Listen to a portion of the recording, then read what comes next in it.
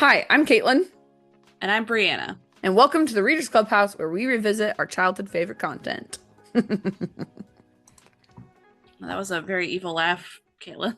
It's an excited laugh because I'm excited about this discussion today, Brianna. Okay. All right. So as usual, before we get into the stats or any of that kind of thing, Caitlin, what kind of a world would you like to be portaled into if you ever were? I mean, honestly, this type of world that we're about to talk about today, like it's got magic, it's got Yep. talking animals, Hmm. it's got just loads of other fun, exciting things in it. It's Yeah. there's just so much of the things I enjoyed as a child. And of course, it makes sense. If we're talking about the Chronicles of Narnia, right? It's a classic portal fantasy, which I'm getting into your genre, your thingies, but like It's it's fine. this is one of the things so much that so much shaped my enjoyment of literature Yeah. into now my adulthood. So if it's going to be anything, like I love sci-fi. I love reading things, love playing the games. But if I'm talking what kind of world I want to live in, I want to live in the kind of world where two children get to ride on the back of a giant lion and bound across the land. Or ones where occasionally someone gets to ride a unicorn that can also speak to them. Yeah. Or a horse even that can talk to them. That's the kind of world We're I not would want to talking live about in. those ones today, but Nope. But I'm just saying. yeah, Or the that ones doesn't where a man surprise gets to me. fall in love with the fallen star. Yeah. A retired I have star? thoughts about I that, don't but know. that's not again an That's episode today. that's next time. That's next time.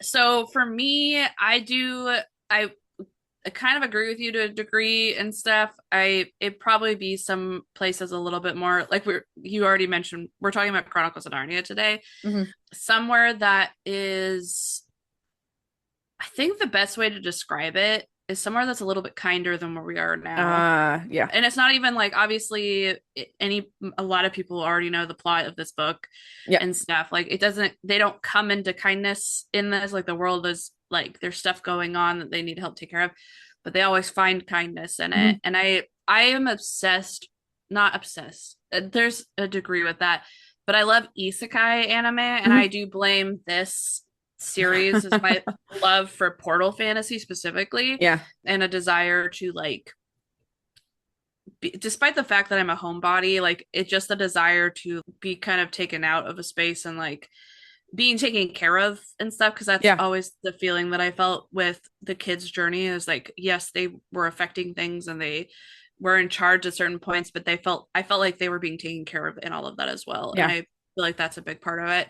And those are the isekai that I always most enjoy is when a character finds community and that kind of a thing Yeah. and like love and kindness and sometimes it's romantic love, sometimes platonic love, like it just doesn't matter, but they Yeah. find love and compassion and that kind of thing. Obviously that's not all isekai. It's an Hmm. extremely broad genre in Yeah. anime and even portal fantasy it's pretty broad. There's a lot of different like versions of it, but I don't mind so much the thing. Like I could be a space isekai, it could Yeah. be I get portaled to something similar to Narnia, but as long as it has those elements of kindness and love, Yeah. then I could be anywhere for me. Yeah. That Yeah. totally makes sense. Yeah. Yeah. Do you want to take us into the book stats and then your very short Yes. summary? You say with much sarcasm. So much sarcasm. I did this right after the Frankenstein one, so I feel like I was You're influenced infected. by I was infected by the wordy bug. I don't Oh, know if that's an actual disease, but I'm sure it is. I'm laying blame on that thing. Okay. Okay, so guys, as you already are aware, we're starting a sort of mini series within our larger series. This one is the Chronicles of Narnia. This Woo. one is probably the most the most nostalgic for possibly me and Caitlin, I Yeah. think. Like, I just want to say this was the first book that my dad read to me when I was little and that kind of a thing. Hmm. I have very fond memories of going and seeing the movie when it came out. The Disney movie Hmm. version of it came out. I also, the BBC version, I borrowed that thing from Blockbuster over and Um, over and over again. So I was very much obsessed at different points in my life in different versions of Chronicles of Narnia and stuff. I didn't fully read the series till like I was a little bit older. Probably mhm. was like middle school possibly. I can't quite remember. It's all kind of fuzzy. But this book series definitely been a big part of my life for a long time. Yeah. So, release year, the first book, The Lion, the Witch, and the Wardrobe, and that's the one that we're talking about today, came out in 1950, and it was written by a C.S. Lewis, or his actual name is Clive Staple Lewis. I don't blame the man for shorting the first part of his name. Live Uh, staple.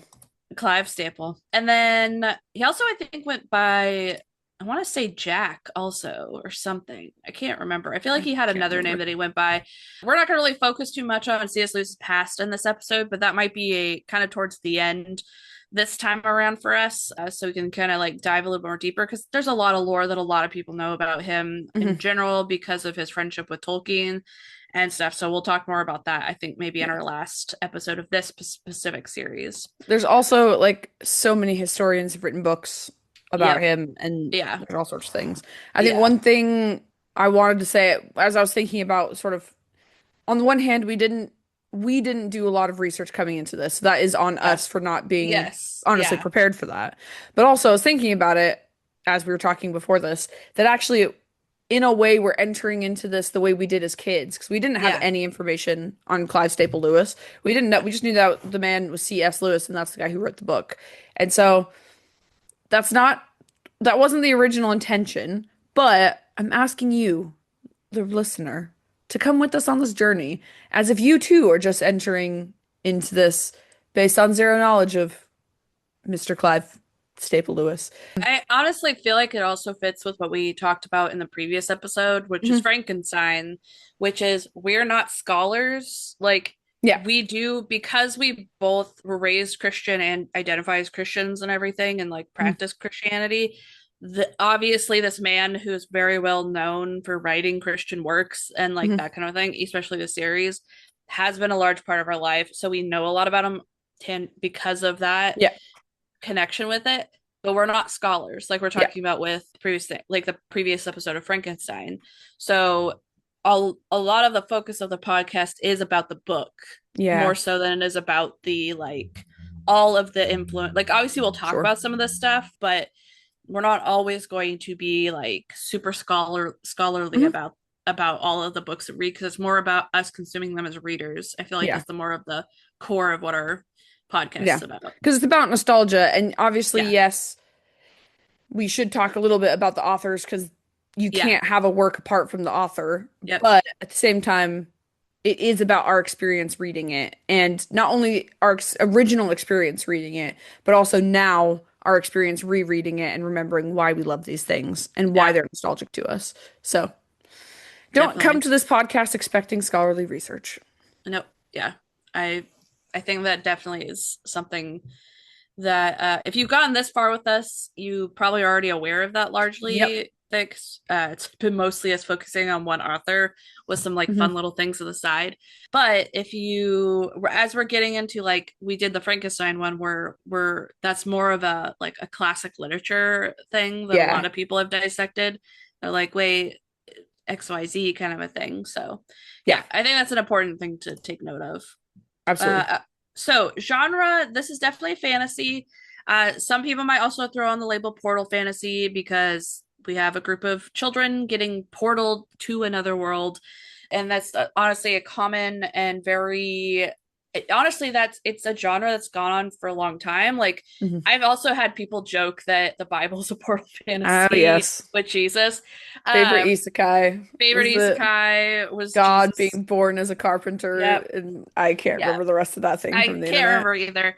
But like it's just the concept of somebody or something coming from another like either a world or like other place kind of thing coming to a different world than the one that they Hmm. came from and stuff. Or sometimes in some cases it's a similar but slightly different world Hmm. if depending on what you're doing. So this is Yeah. definitely a portal fantasy. Would Midnight Uh Burger be a portal? Not fancy, but oh, that's a really good question that we're not going to get into right now. okay. But I also wonder, though, How How long has Yeah. it been since we had a midnight burger sighting? I honestly don't know because there's been a large gap between us recording episodes. I know. So, yeah, I can't remember off the top of my head at the moment. If any of you Uh, get to this episode and are aware of when we last mentioned it, comment below. So, last thing, this book, and we will talk a little bit more about this after we do the summary bit. This is a book for all ages. Like mhm. anybody, I feel like can enjoy this, but it is written for children. Yeah. I did find myself being fully honest, not as engaged with this as I have been with other things more recently. And Mm, that's because I feel like my tastes have changed. I yeah. didn't dislike it, but it was very like, I could tell that it was written for Absolutely. children and stuff. So, and I like, there's other times where I reread things that are written for kids and I really enjoyed it. And I still enjoy these books and stuff, but just, it is written for kids, but it's still written with the intention that everybody can enjoy it Mhm. because C.S. Lewis was very open about he didn't want to just say this was just for kids. He just wanted every person can enjoy a Mhm. story, basically. So that's always been his intention. Yeah. I want to say before you get into the summary, Yes. my my experience, my journey with Narnia in Mm. particular, because you talked about yours a little bit. Yes, Um, yeah. I don't remember the first time I read these. I don't Yeah. remember if it was dad who read them to me. I don't remember if it's you who read them to I have no recollection of that whatsoever. What I do remember is being in middle school and Yeah. re-engaging with these because you had the full set that you got for Christmas of Yeah. audiobooks narrated, I believe, by Douglas Gresham, C.S. Lewis's stepson. Pretty And sure that's what it they're was. not they are not word for word productions, they're not unabridged audiobooks. They Yeah. are slightly edited to be a little bit more theatrical because I believe it was a BBC or something along those lines production. Yeah. But what I have this distinct memory of listening to those over and over and over and over again. And Yeah. particularly in the house we lived in when I was in eighth grade, because that was the Mm. first time I had my own room, because Brandon and I shared a Yeah. room for my entire childhood until I was in eighth grade. And it was in I have just these really fond and um vivid memories of listening to these audiobooks while playing with Legos in my room. And because Yeah. my imagination is very rich and lively place, and I loved building with Legos and playing and having Narnia on in the background that is like informing almost the stories I'm telling myself and the stories I'm Mm. creating with my hands as I'm playing with these Legos and my giant dragon things. And I've got my Barbies that are, there as well. The size Yeah. differential is just astronomical. Yep. Um, and so while it's actually been, I probably haven't reread these since eighth grade, if I'm being Yeah. completely honest. Um, Unlike Redwall,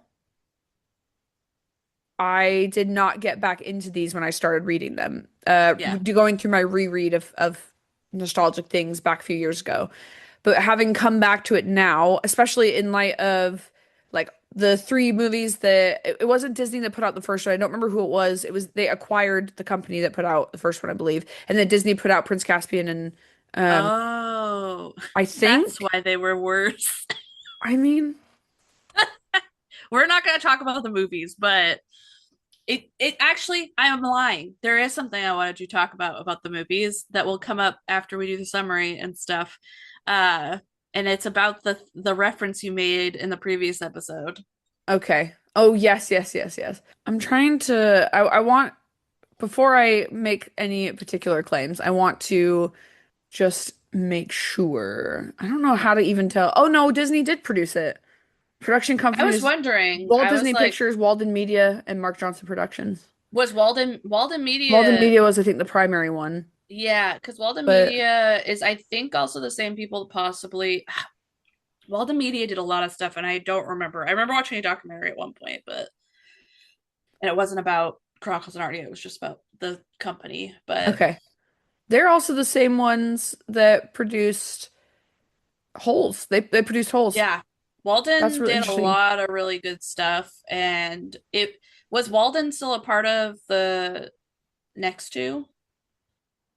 That's a really good question, Brianna. Because Walden also is really well known for like the other things that they brought to the table, if I remember Yeah, it was the correctly. same. Walden Oh, Media okay. for the next one, Dang. and I know they yeah, had a Walden different Media direct. I know they had a for different director for the last one, yeah.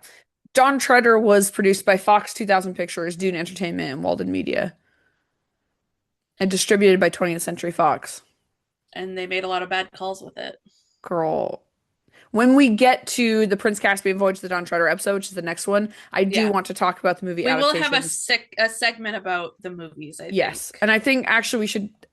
I'm adding this into our literally Okay. right now because, and we don't need to talk about for a long time. But No, yeah. why don't you get into the summary so we can get into the Okay. discussion? Sounds good. All right. I'm sorry, guys. This is long. I don't have the only excuse is I was coming off of doing the Frankenstein one, and that's I don't know. There just felt like there was a lot of things that needed to be said. Yeah.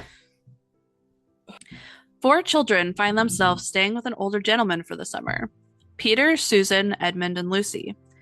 During the time, they find ways to amuse themselves in their new home, but find themselves specifically drawn to a piece of furniture in the house, a wardrobe, especially Lucy. One day, when it is raining and the four decide to play hide and seek, Lucy finds her way into the wardrobe and hides in it. But she soon finds herself stumbling into a wintry forest with an iron lantern in it where she meets a strange creature, a faun. The faun's name is Mr. Tumnus, and he is surprised to meet Lucy, who he refers to as a daughter of Eve. He asks her to dine with him, and she does. They have a lovely time, but when Lucy finds herself becoming sleepy, Mr. Tumnus cries in despair because he cannot do what he had intended to. He was going to give her to the White Witch, the unlawful ruler of the Land of Narnia, who had tasked him with reporting to her if she ever found a son of Adam or a daughter of Eve. He decides to not do so and lets Lucy go. When she gets back, no time has passed, and her siblings don't believe her about the story she tells. A few days later, she goes back into the wardrobe, but is followed by her brother Edmund, who intends to make fun of her some more for her stories, but he soon realizes that she is telling the truth. On the other side, before he can find Lucy and apologize, he crosses paths with a woman in all white riding in a sled. This is the White Witch, and she lures Edmund to her with treats and sweet words. She makes him promise to bring him and his siblings to her home when he comes back next. Soon after she leaves, Lucy finds him and hopes that he will help convince their older siblings that she was telling the truth. But Edmund, who is apparently going through a cruel streak, does not and lets them believe that she is still telling lies. After a few days pass, the children are forced to hide in the wardrobe itself when the caretaker for the house is showing a viewing party through. They all stumble into the wardrobe and realize that Lucy has been telling the truth and that Edmund had lied when he said she wasn't. They resolve to go visit Mr. Tumnus, but find his home destroyed and empty, for Edmund had revealed to the witch that what Mr. Tumnus had done.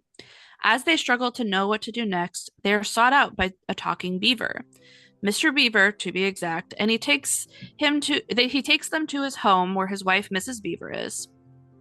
There he tells the children what has happened to Mr. Tumnus, and that Aslan is on the move. Aslan is the true king, and he has been gone for a long time, but he has now returned. As the story is told, though, Edmund leaves and goes to the witch. The witch is not pleased with him and begins to treat him like a slave, and they set out to catch the other three children before they reach Aslan. The Beavers, Peter, Susan, and Lucy all make their way as quickly as possible, since they have now realized that Edmund has betrayed them. But things are working in their favor. They first meet Santa Claus, who had been shut out of Narnia for years. He gifts everyone with special presents that they will need very soon. They eventually do find their way to Aslan after this. He greets them all and informs them that they are soon to be the rulers of Narnia. The witch finally catches up with them, and her and Aslan speak of ancient magics and laws that have been put into place, as sacrifice is required. Aslan agrees but negotiates for Edmund, who has realized how wrong he was and has finally returned to his siblings, who forgive him for the betrayal. Aslan sends everyone off but stays behind. Susan and Lucy follow him, though, and he informs them that they must stay back from the stone table where he is to meet the witch. The girls watch in horror as he willingly goes to the table and is tied down by the witch and her followers. And then she stabs Aslan. The horde takes off thinking they have won. After the girls mourn him, they walk away, but before they get far, they hear a large crack and turn around to see the table is destroyed and that Aslan is alive again. They race off to free many people who have been kept in the queen's castle. Meanwhile, Peter and Edmund lead the army against the witch. It is a close call until Aslan's reinforcements arrive. The witch is killed, and Narnia is once again free. The children become the kings and queens of Narnia and rule for many years. Until one day, they are called home to their own world where no time has changed at all. The older man that they are staying with confirms that he knows they speak the truth, for he once had been to Narnia. But they do not have to worry, for they will one day be able to go back. So good. It is. Not as long as I thought it was going to be, Brianna. Well done. Yeah. Thank you. It just looked long. Yeah, indeed. First thing, as a reminder, everybody, this is children's literature. This is something I have to remind myself when I go into certain things. I started rereading a series a couple months ago, actually. It was called Charlie Bone, which is basically an Mm. American version of Harry Potter. And frankly, it's Oh, just, it wasn't very good. I'm not gonna lie. I really enjoyed it when I was a kid. yeah. And I remember really enjoying it, which is why I was like, oh, I'll go back and visit that. That's one that I don't ever revisit. And I was reading it and I was like, when I was a child, I thought like a child and reasoned like a child. Now that I am an adult, things have changed. And one of my big critiques is the world building. I was like, this doesn't really make any sense. And the rollout of the world building didn't Yeah. necessarily make sense. Now, here's what I'll say for this. The world building in here is very simple. It's very Yeah. much there's this other world, it's Narnia. The only sort of locations we go to are in Narnia, the edge of Narnia, which is sort of the witch's castle in the mountains. Reminding myself that it's children's literature actually helps me not think way too critically about like the world building. I'm like, actually, we don't need perfect world building because it's written for kids. They're not necessarily sitting thinking like taking notes of, especially in your first listen through, your first read through. You're not just sitting there taking notes of like, oh, this is what we said about the word. This is blah, blah, blah, blah. No, they're sitting there listening. They're being emotionally affected by the events that are happening, the betrayal of Edmund, the betrayal of the White Witch to Edmund, and you put your trust in something and then it fails you, and the hopefulness Yeah. of Lucy, and the absolute power and wonder and beauty of Aslan as he's introduced. Mhm. And so it's something, I I just to like yeah. kind of with that, I think there, like I said, that's such a good point and stuff. I do think there is a huge distinction with like again, you're very correct as children's literature and stuff. Mhm. But as somebody who's read like I read a lot of really short, not always well written stuff over the last couple of years that like helped me actually get back into reading and reading Mhm. things that were, let's be honest, more well written. And Mhm. also, I will say part of the well written part is well edited because Yeah, that's absolutely. a huge thing. But one thing I will say, C.S. Lewis is a scholar. Mhm. We talked to us a little bit before the podcast. He knows how to write and also Yeah. write in the way that the way that a lot of people during that time like the stuff that they consumed and how Mhm. like the popular way of writing then. So like he knows a lot of that stuff. And I mentioned briefly that like people like to compare Chronicles of Narnia and Lord of the Rings, and they're two Mhm. different styles. But I'm like, you guys must not have read any of other C.S. Lewis's stuff because like he's Mhm. very wordy in those. But he purposely writes The Lion, the Witch, and the Wardrobe simply. Like Yeah. it's a simply written book that is supposed to convey slightly more complex things about honestly religion, Christianity. Yeah. Christianity specifically, in to children and Mhm. stuff. It is still I feel like a well written Absolutely. children thing, and that's like sometimes like what you're saying like you can tell he is not worried about the world like he's not worried about the world building and like how it Mhm. all fits together. He's worried about conveying the thoughts, ideas, and that kind of thing. Mhm. Where a lot of sometimes why certain stuff doesn't do as well as you get older is because it was just written for children Mhm. and they dropped the ball in a couple of spots Mhm. because they're just like kids will Yeah. as you did as a child you're just like it kind of went over your head because you didn't like look at other things. But C.S. Lewis purposely I feel Yeah. like wrote it in a way that was like yes this is supposed to be simple. Mhm. So I do feel like there's two different distinctions between it being 100%. simple and poorly written Yeah. or I well completely poorly agree. executed and stuff. Yeah. Yeah. Because if you read other things like CS, like his The Great Divorce, you read Yeah. Screw Tape Letters, you read Mere Christianity, which I've frankly just never gotten through. because it's That just again, he's a scholar, yeah, and yeah, he's a the point scholar. of Mere Christianity was the Chronicles of Narnia. What it's meant and is to portray like major themes of Christianity and the Yeah, ideas of Christianity and who Jesus is through this image or through this portrayal of him as Aslan.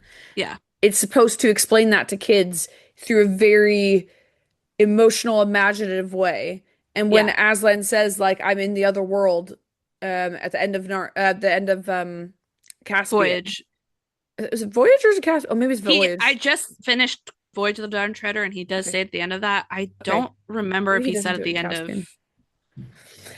Yeah, I mean, you might be right just because that's the last time that any of the Pevensey children will be in Narnia for a long time. So it's I think the big thing that Lewis was really trying to communicate, because if you want more in-depth understanding of theology and Christianity and the practice of Christianity and all those things, go read some of his scholarly works. Go read the Yeah, Mere Christianity. Go read Surprised by Joy, which is less about scholarly things, a little bit more autobiographical. Go read The Great Divorce, Screw Tape Letters. There you can get like book sets of those things, mm, and they're very beautifully, like the covers are very beautiful in my opinion.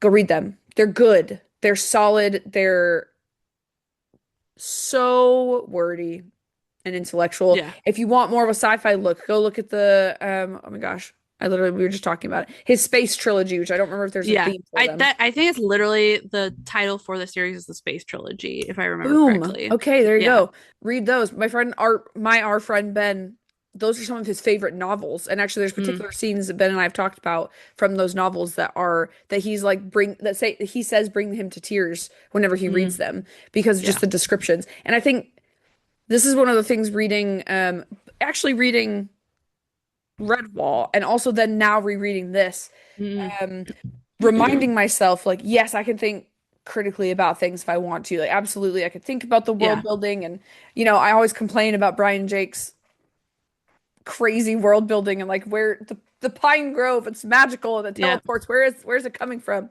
But, and this is maybe a conviction for myself and a reminder for myself, is that often when you're trying to write to a particular audience, say kids, you're Mm. not necessarily writing to their intellect. You're writing to their Yeah. emotions and you're writing to portray these themes of here, Christianity. It's the themes of Jesus is King, Jesus is Lord. Yeah. It doesn't matter what world you end up in, whether you're in Narnia, whether you're in the real world, Jesus is still Lord.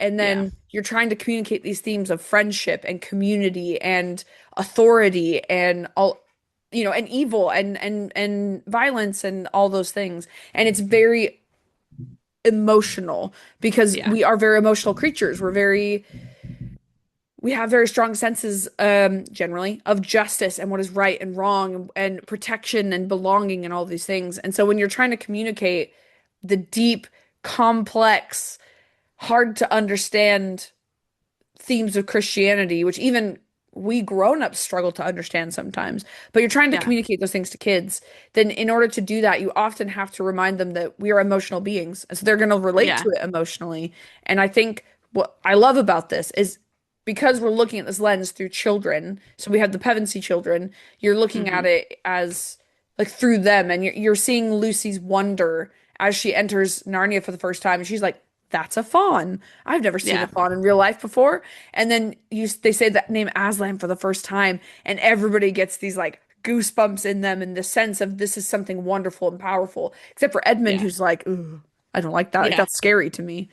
I think it's really he does really excellently write for the emotions and to the Yeah. emotions of the people who are going to be reading this. So it's just I'm really impressed. And I listened to it, not the old, No, yeah. Douglas Gresham sort of edited and I I whatever. think I have that still somewhere. I don't know what quality Probably the discs are and stuff, probably but I bad was because of how often we listen to them.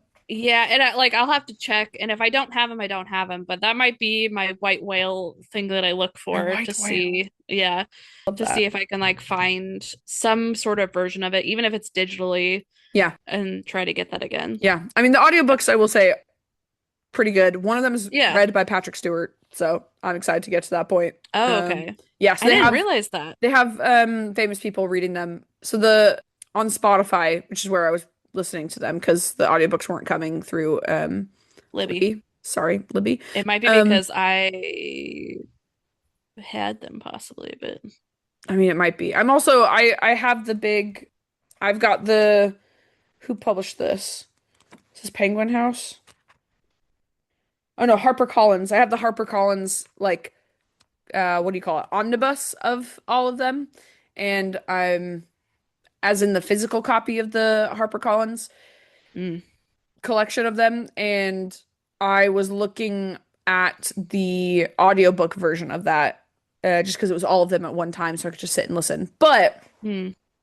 I was reading an article recently on this because I was thinking about, oh, it's because I texted you the other day and I was like, Brandon, why are we reading it out of like chronological order? What are we doing? Oh yeah, And then I was like, because you oh, wait. forgot our com. Yep, I completely forgot we'd had a conversation about this previously. But we're doing it in Yeah, publication order because it's published it for particular reasons. But I was yeah. reading this article from the Gospel Coalition, and it was this guy was talking about his argument as to why you should read it the way it's published. And one of Mm, the big things was that because the Lion, the Witch, and the Wardrobe was the first introduction we have to Narnia. It's the first introduction yeah, we have to Aslan. That actually the descriptions of Aslan and the wonder and beauty that and fear and awe that he yeah, commands is really powerful in the Lion, the Witch, and Wardrobe. Where yeah. when we meet him in the Magician's Magician's nephew. Nephew, it's different. And so if you start Yeah, with the Magician's Nephew, then you actually lose some of that awe and wonder in the Lion, the Witch, and the Wardrobe because you walk into it and you're like, oh yeah, that guy. We just met him in the previous book, so of course we know yeah, it's not as much awe. But when you enter into it with completely just not understanding, not having a knowledge, then it's like, yeah, whoa, that's Aslan. Who is yeah. Aslan? Like, who is this lion? Which I think is really powerful. No, yeah, that's such a good like thought with it because our reasoning behind doing it was because, and this is something I've thought about as I'm trying to read Yeah, more certain popular fantasy and sci-fi, and I say popular as like older popular, not yeah, as in like what's most popular right now. There is benefits to reading longer series chronologically in some mhm, ways, but you don't fully understand the writer's journey if yeah, you don't read it publication wise. yeah. Because, That's really like, good. you can also get certain quality differences between the beginning and the end for some people, and then Yeah, other times it's just like the again similar to this, it's about the vibes yeah, kind of a thing, and your interactions with certain characters will be different than what they were intended to when it was originally written if you read it in a chronological sense. If there's yeah, like if it's a series that like goes all over the place chronologically. yeah. I And mean, like in this case, Magician's Nephew was written as the second to last book. So yeah. like that was very much towards the end of Hmm. him writing the series. Hmm. And I this is one of the reasons I will make the argument for watching Star Wars in production order and not Yeah. chronological order. Yep, yep. One, because you get visual whiplash Yes. from, you know, and I think it's just important to see the story develop even through its complications. Anyway, That's such a great way to put it, honestly. yep. Yeah. Okay. So here's what we're going to do because it's very different here in the Chronicles of Narnia than in Redwall. It's a different setup, so Yeah. we have a bit of a different structure. We're going to talk a bit about the different characters and some thoughts around them. We're going to talk a bit about the Christian themes and ideas that are the core of Narnia and the reason it was Hmm. written as a story for his goddaughter, but Yeah. it was also written to portray these Christian themes and ideas to his goddaughter, who was a Yeah. young woman at the time. We'll talk a bit about the movie adaptation, and then Brandon's got some thoughts on women in Narnia, and then I want to talk about an artist who has written songs based off of these books. Oh I'm going to yeah. talk a little bit about that. Yeah. So, do you want to start us off talking about Pevensey Children and just like I guess you sort of give me some of your thoughts on the characters and we'll just sort of riff as we're going through. Makes sense. Oh, one other character we should talk about at the Yeah. very end is Diggory, but he has such a small part, but I still think we need to talk about him a little bit. I don't Um, think we do, Brianna, okay. because he has we don't know anything about Diggory at this point. All we That's know, true. and I don't even Okay. think he's called So Diggory in this. He's just called the professor. he's Professor Kirk. It's Diggory Kirk. I do But feel like they say I his full don't name at think one point, but I could be wrong. you start talking and then no. So again, we can save it till we actually get to his story. That's fine, and then we can bring up the his bit in this book and stuff. So the Pevensey children, they're such well known like characters, like story characters to a lot of like multiple generations of children and everything. We have the oldest, Peter. We have the second oldest, Susan. Then there's Edmund, and then Lucy. And we get this like very wide spectrum of like stuff that we deal with all four of them. Yeah. And I do one of the things I will say that I think is really funny is he started out with four main protagonists in this book. And then as the subsequent stories went down, he started doing only two. Yeah. And I almost wonder if he like I because it like he only did this like with four of them again once when Prince Caspian. Hmm. And then after that, obviously we like in Prince Caspian, there's other side characters, but I'm Yeah. talking about like characters from our world going to that world. Mhm. After Prince Caspian, he only ever does two, and it's always one boy, one girl. Uh I mean, Don Trotter was three. oh, Eustace. I'm so sorry. I shouldn't have forgotten him. But that He's was kind of because the I main character. he is kind of the main character. It's because I feel like the reason why I didn't like quite think of him in Mhm. that is because he has more of a moment, like obviously a really big moment in Dodge Shredder, but like his big moment is the silver chair Yeah. and stuff. And then we also get him again in the last Hmm. battle.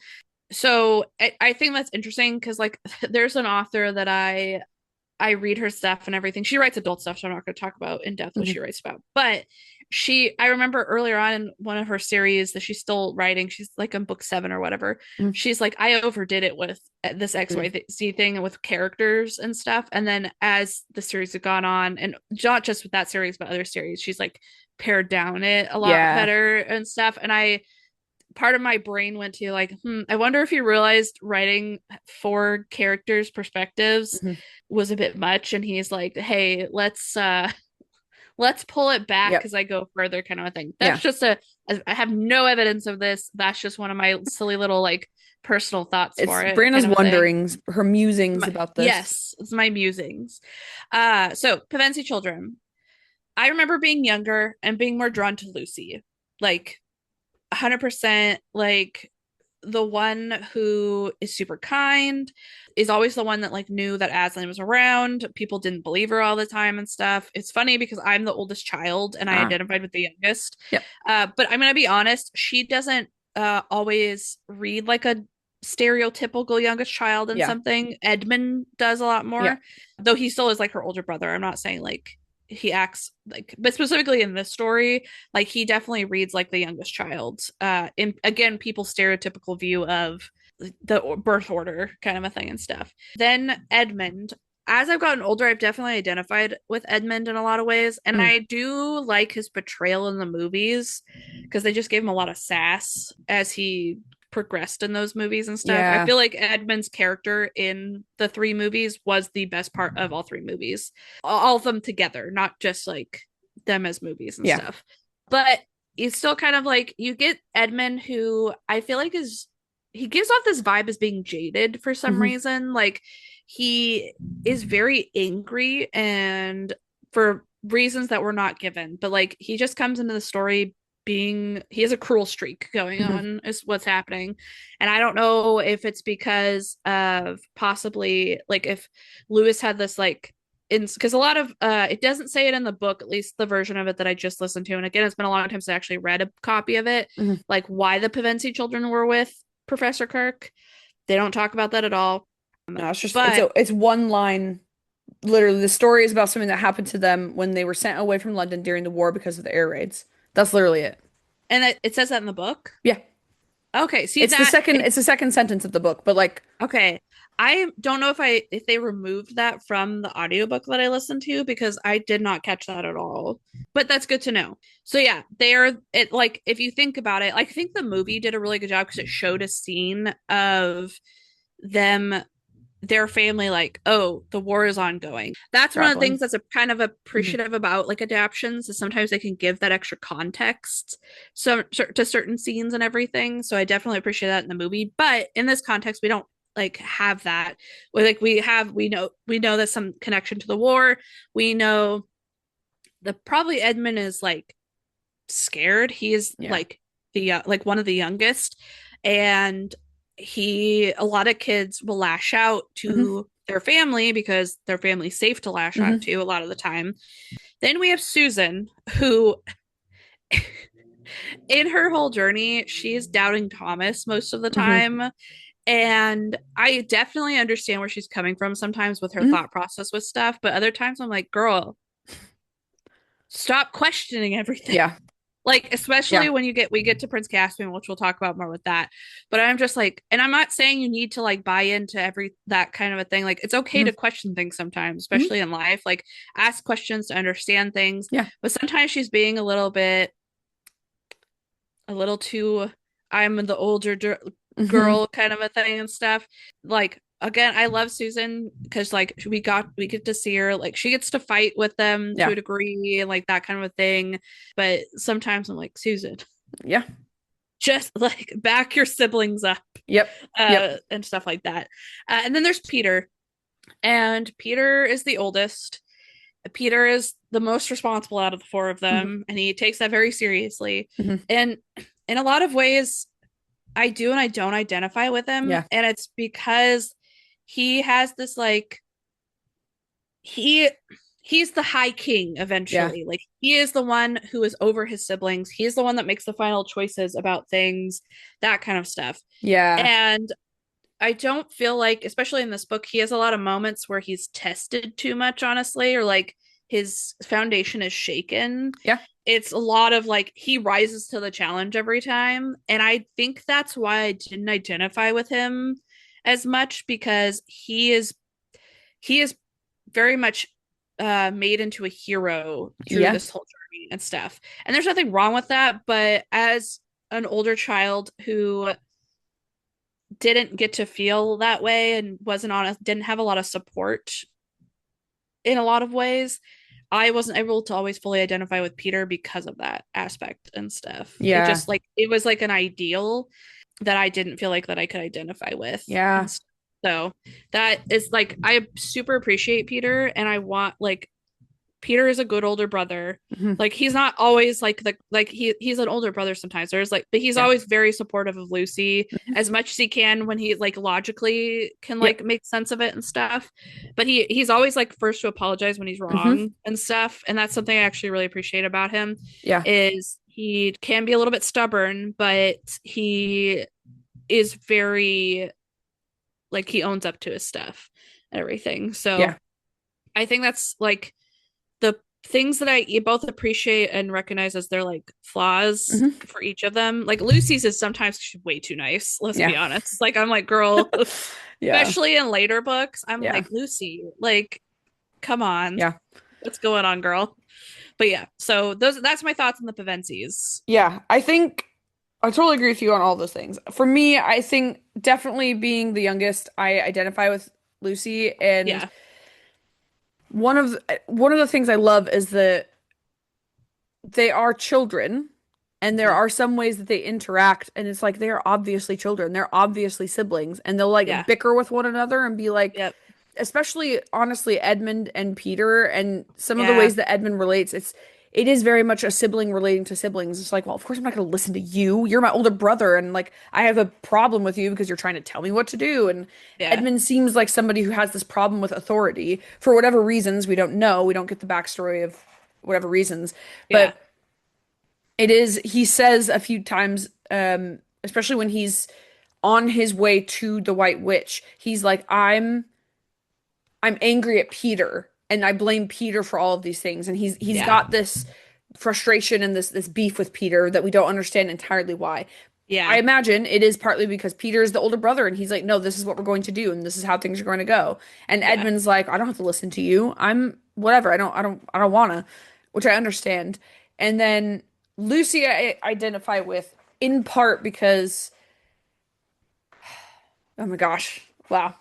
There's something in me, I think, out of especially all of our siblings, that Mm, I feel as though, no offense to all of you, that's right. I'm the one that has the most like awe and wonder for life. And there's this innocence and like, and I'm not saying I'm like super innocent, like I'm so great, but I think I think we all have different levels in us of the like frustrations of the world and the worries of the world that have come onto our shoulders. And Lucy is this image of somebody who has the people to bear that Yeah. above her, and then she gets to step into Narnia, and there's this calling in her and this like joy and wonder and seeing Aslan and her relationship with Aslan in particular I find really beautiful, and there's a lot of love and affection between her and Aslan that I Hmm. think is really special.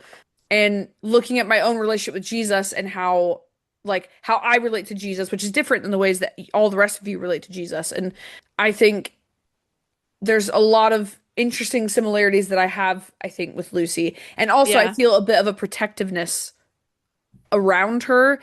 But what I love about that is you get to see Lucy over the course of the books grow and mature. And yes, Yeah. there is still this softness to her and this Yeah. love for Aslan and love for other people. And yeah, sometimes she is too nice, but she seems to err on the side of I'm just going to be kind. Even if the world is cruel to me, I am still going to Yep. be kind. And I think in a world where we can, rather than having the jadedness of Edmund, who then finds Aslan and is saved by Aslan and then is changed, we can sometimes we start out as a Lucy, and Hmm. rather than growing into Lucy as a grown up, the Valiant, I believe she's called, Yeah. at the end, Lucy the Valiant, Hmm.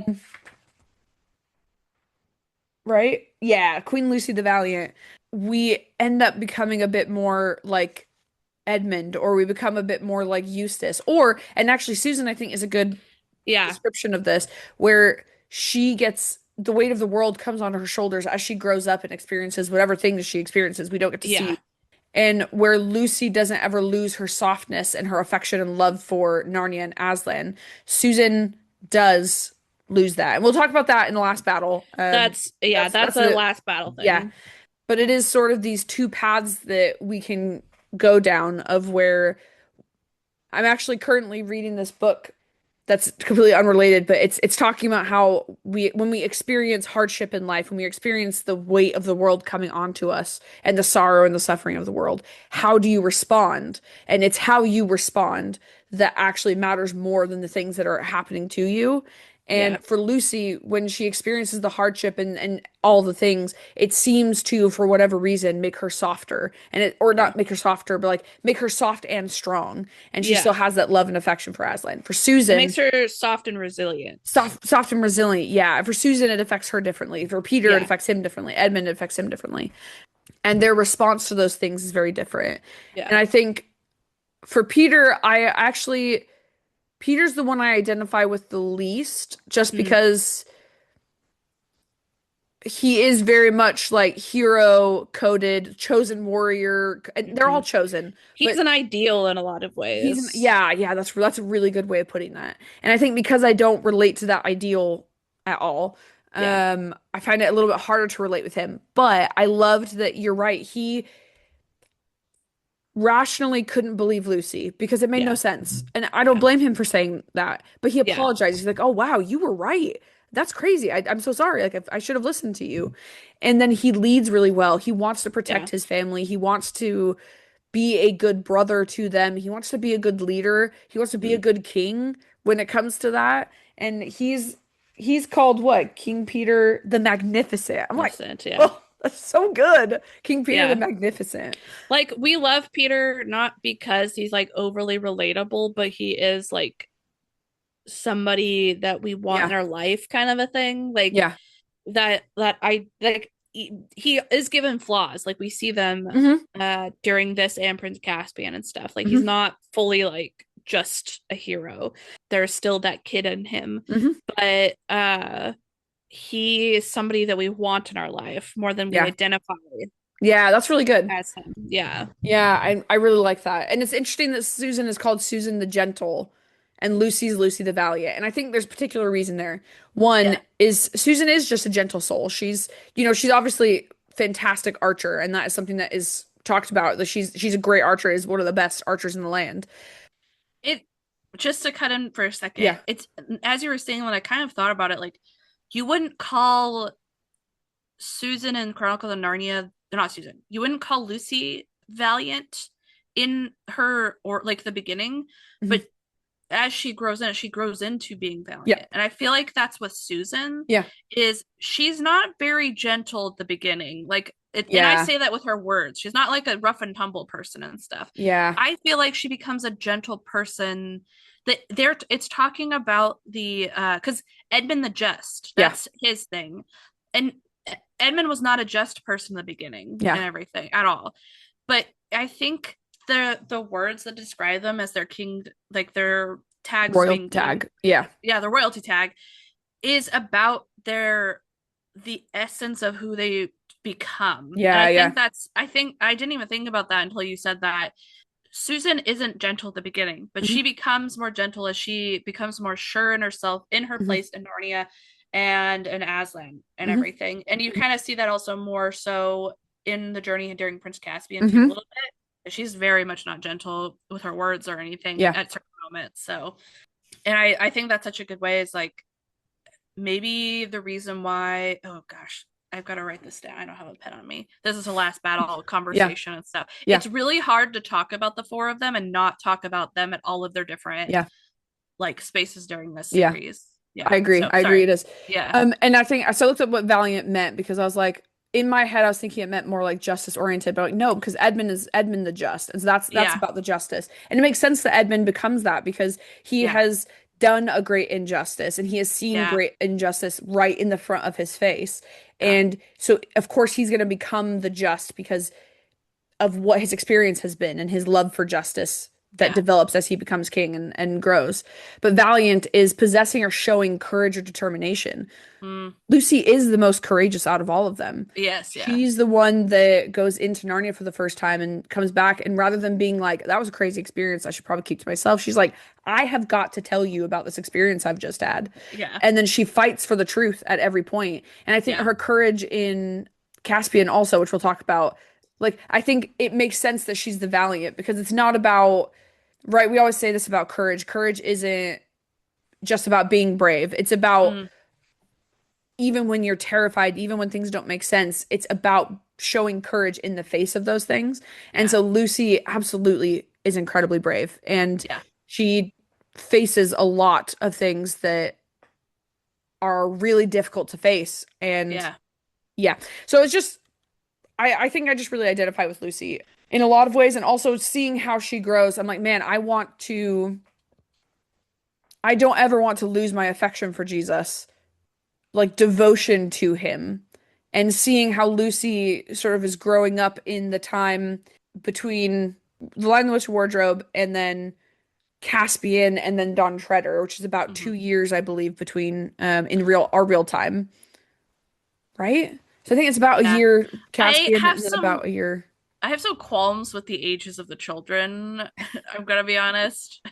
We don't Just get their saying. ages though. We don't. That's part of my That's part of your qualm. qualm. Is they like there's times where it's like, yeah, they're super young, and then like there's certain things, especially when we get to like Voyage of the Dawn Treader, I'm like Lucy like let's say Lucy was 7 when she first went Oh, I do to. not think she was.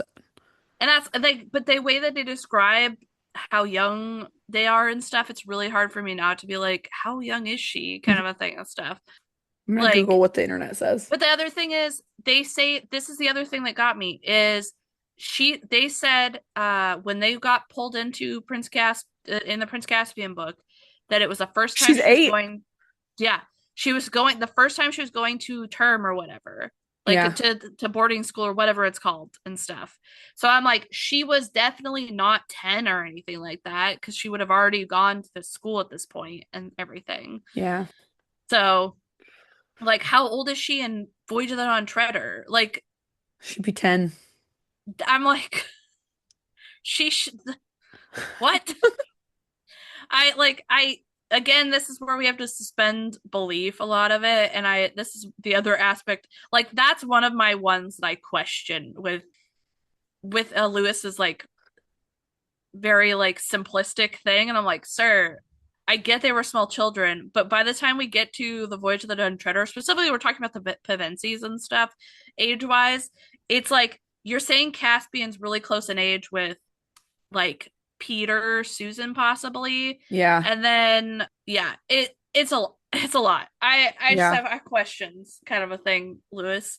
But again, it's one of those things that you're supposed to suspend a belief because the again, it's a children's book. Kids are not going to question ages and everything like that. It's just these Yeah. kids experiencing this stuff. So sorry, that's my one qualm with the world quote unquote building Yeah. with this thing. It's like how old are they throughout all of I love this? there's actually a lot of discussion about that because Doesn't he surprise me. never mentions ages. Nope, not at all. We just know they get older as time goes on and Yeah. they're adults by the end and Yeah. stuff. So But it's what funny. does adult mean is the other question because Yeah. yeah. So anyway, Yeah. we'll talk about that maybe in the last battle because apparently there's something that Eustace says in the last battle that has triggered people on the internet for generations. So should we move on to talk about Mr. Tumnus, Mr. Tumnus, yes. everybody's favorite fawn? Everybody's favorite fawn. They chose the correct actor in Oh yeah, he did such a good job. James McAvoy, Yeah. Chef's Kiss. Yeah. I understand why people like he's definitely somebody will be like, yeah, he's a hot guy. Like he also Okay. has this like the actor did such a good job of being like this kind of like innocence Yeah. for him and stuff. Yeah. But again, it's not fully about the movie. Mr. Tumnus is a very sweet Hmm. fawn. Hmm. Like that's his whole thing. And he gets asked to do a terrible thing and he Hmm. can't go through it. Hmm. And so he goes against somebody who's very powerful in his Yeah. own small way and protects Lucy and Yeah. stuff. We don't get a lot of screen time with him. Literally, it's so funny how much of an impact this character has made on the story. Yeah. Uh, when like a lot of people always remember Mr. Tumnus and stuff, but he literally only is there the first bit, and then we see a little bit of him at the end of the story and Yeah. stuff. So Yeah. he's a very kind fawn, Hmm. and I feel like that going back to the thing that I said at the very, very beginning when we were talking about where we want to be portaled, Yeah. he is that emphasis on kindness Mm. like that I would like to run into if I got portaled Yeah. to another world Yeah. and stuff. Like he is literally the first character we meet going into Narnia. Hmm. And that sets the tone, I feel like, Yeah. for every other Narnia story for the most part. There's a few of them that are a little bit more darker, but you Yeah. still find kindness in Hmm. that darkness as well. Hmm. And I think honestly, now that I think about it, he's like I feel like the core like obviously this is about the relationship between Aslan and the kids. This is about like showing some like core aspects of Christianity. Yeah. But I feel like the aspect of all of that, C.S. Lewis really focused on kindness Yeah. largely. There's some times that I feel like he kind of falls flat with that, but I feel like it's because it was a product of the time that he Hmm. was writing in and everything. But when it comes to like a lot of like our first experience with Narnia, Mr. Yeah. Thomas, I feel like is the epitome of what it is supposed to be, which is kindness to others Yeah. and stuff. So yeah. Yeah, absolutely. And I think I honestly don't have much more to say about that. Mm, For some reason, he's such a big part of Narnia to me. yeah. He's actually such a small part of the Yeah. books. Like he is one small section of the first chapter and a little bit of the last, like of the Lion and the Witch Wardrobe, and then a little bit in the last battle, I believe. And it's just really funny because I remember he's so much bigger in my imagination Yep. and has such a bigger role in my imagination and my memory, not my Yeah. imagination, than he actually does. And I Yeah. think I appreciate that he couldn't do the horrible thing that he wanted to do, that there was just something in him that was like, no, I can't do this. And then Yeah. he risks his own life and suffers the consequences of it to do good. And I Yeah. think he's a good example of that idea that it's actually never too late to do good. That Yeah. even if you're about to do the horrible thing or you've actually already done the horrible thing. See, he told her that there's a daughter of Adam, her daughter of Eve, I think. And then he's like, I'm supposed to tell her, but I'm not going to do that, and I'm going to go, and I'm going to hide you, and I'm going to get you out of the area. And then he suffers the consequences of that because she finds out. He doesn't tell the White Witch. How does she find out then? How does she It's turn this? Edmund tells Oh, her. Edmund, that's right. Yeah. Ah, Yeah. yeah, I forgot about that. Okay, but Yeah. so he still suffers the consequence of, Yes. you know, of the choices that he was going to make, which is Yeah. really interesting. But so I just like Mr. Tumnus. I think I love how he's a bit fumbly, a bit awkward, a Mhm. bit, you know, He's like um, the normal person in the story, if yeah, that makes any sense. mhm, Like he absolutely, there's no expectations of him doing anything grand, but he does yeah, probably the most important thing in the story, which was keeping Lucy away from the yeah, White Witch. 100%. The story would have been totally different if Hmm. she gotten caught in that Yeah, first one, because no, the kids would have never found her. yeah. She would have just been lost. They would never have gone to the wardrobe because why would Yeah. they? Yeah. And then you've got the beavers who there's something in the beavers. What I love about them is how domestic Yeah. their life is. And also I was thinking about this, the comparison between Tumnus's cave and the beaver's dam.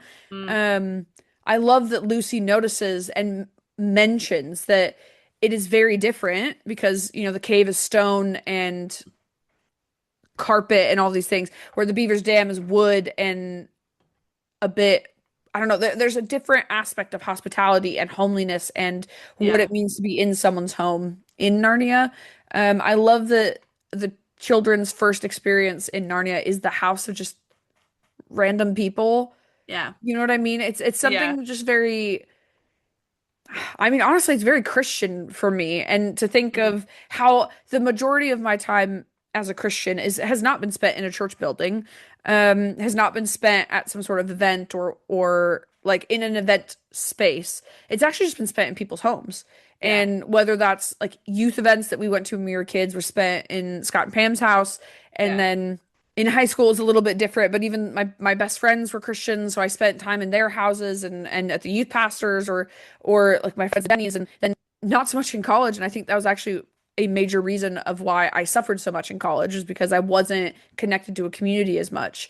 And then going into the UK and being here in Washington with the church communities I was a part of, that how often I was just in someone's house just to have a meal and have a conversation and to live life and Yeah. to talk about Jesus, right? The beavers, they're the ones that tell the children about Aslan. They have the beautiful job of saying, Aslan's on the move, and then everybody's like, "Ooh, what does that mean?" And then have the Yeah. different experiences, and it's so beautiful. And then you also have Yeah. a very common pairing of this like this sort of gruff, down to earth male character who's married to a Yeah. bit more of like organized and a bit more thoughtful, intelligent female character, and Yeah.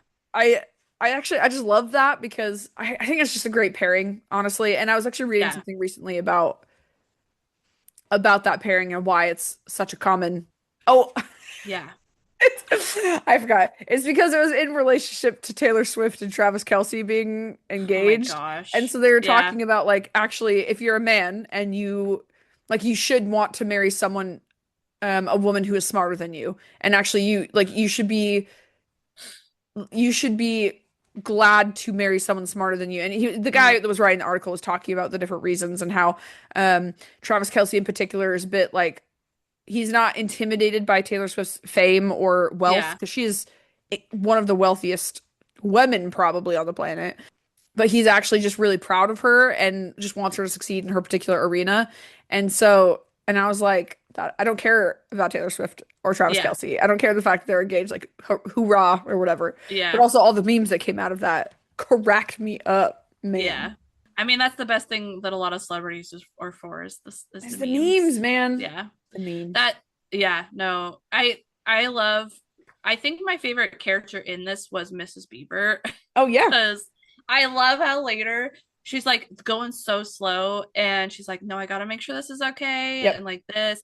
And then later, one of the things she actually brought something with them that they ended up needing, and she's like, Yep. see, Told you so. see, Yep. told you so, Moms kind know of a thing. best. And Yep. mom's no best. I did really I loved her as a character in this, even though she again had a very small part Mhm. in all of it.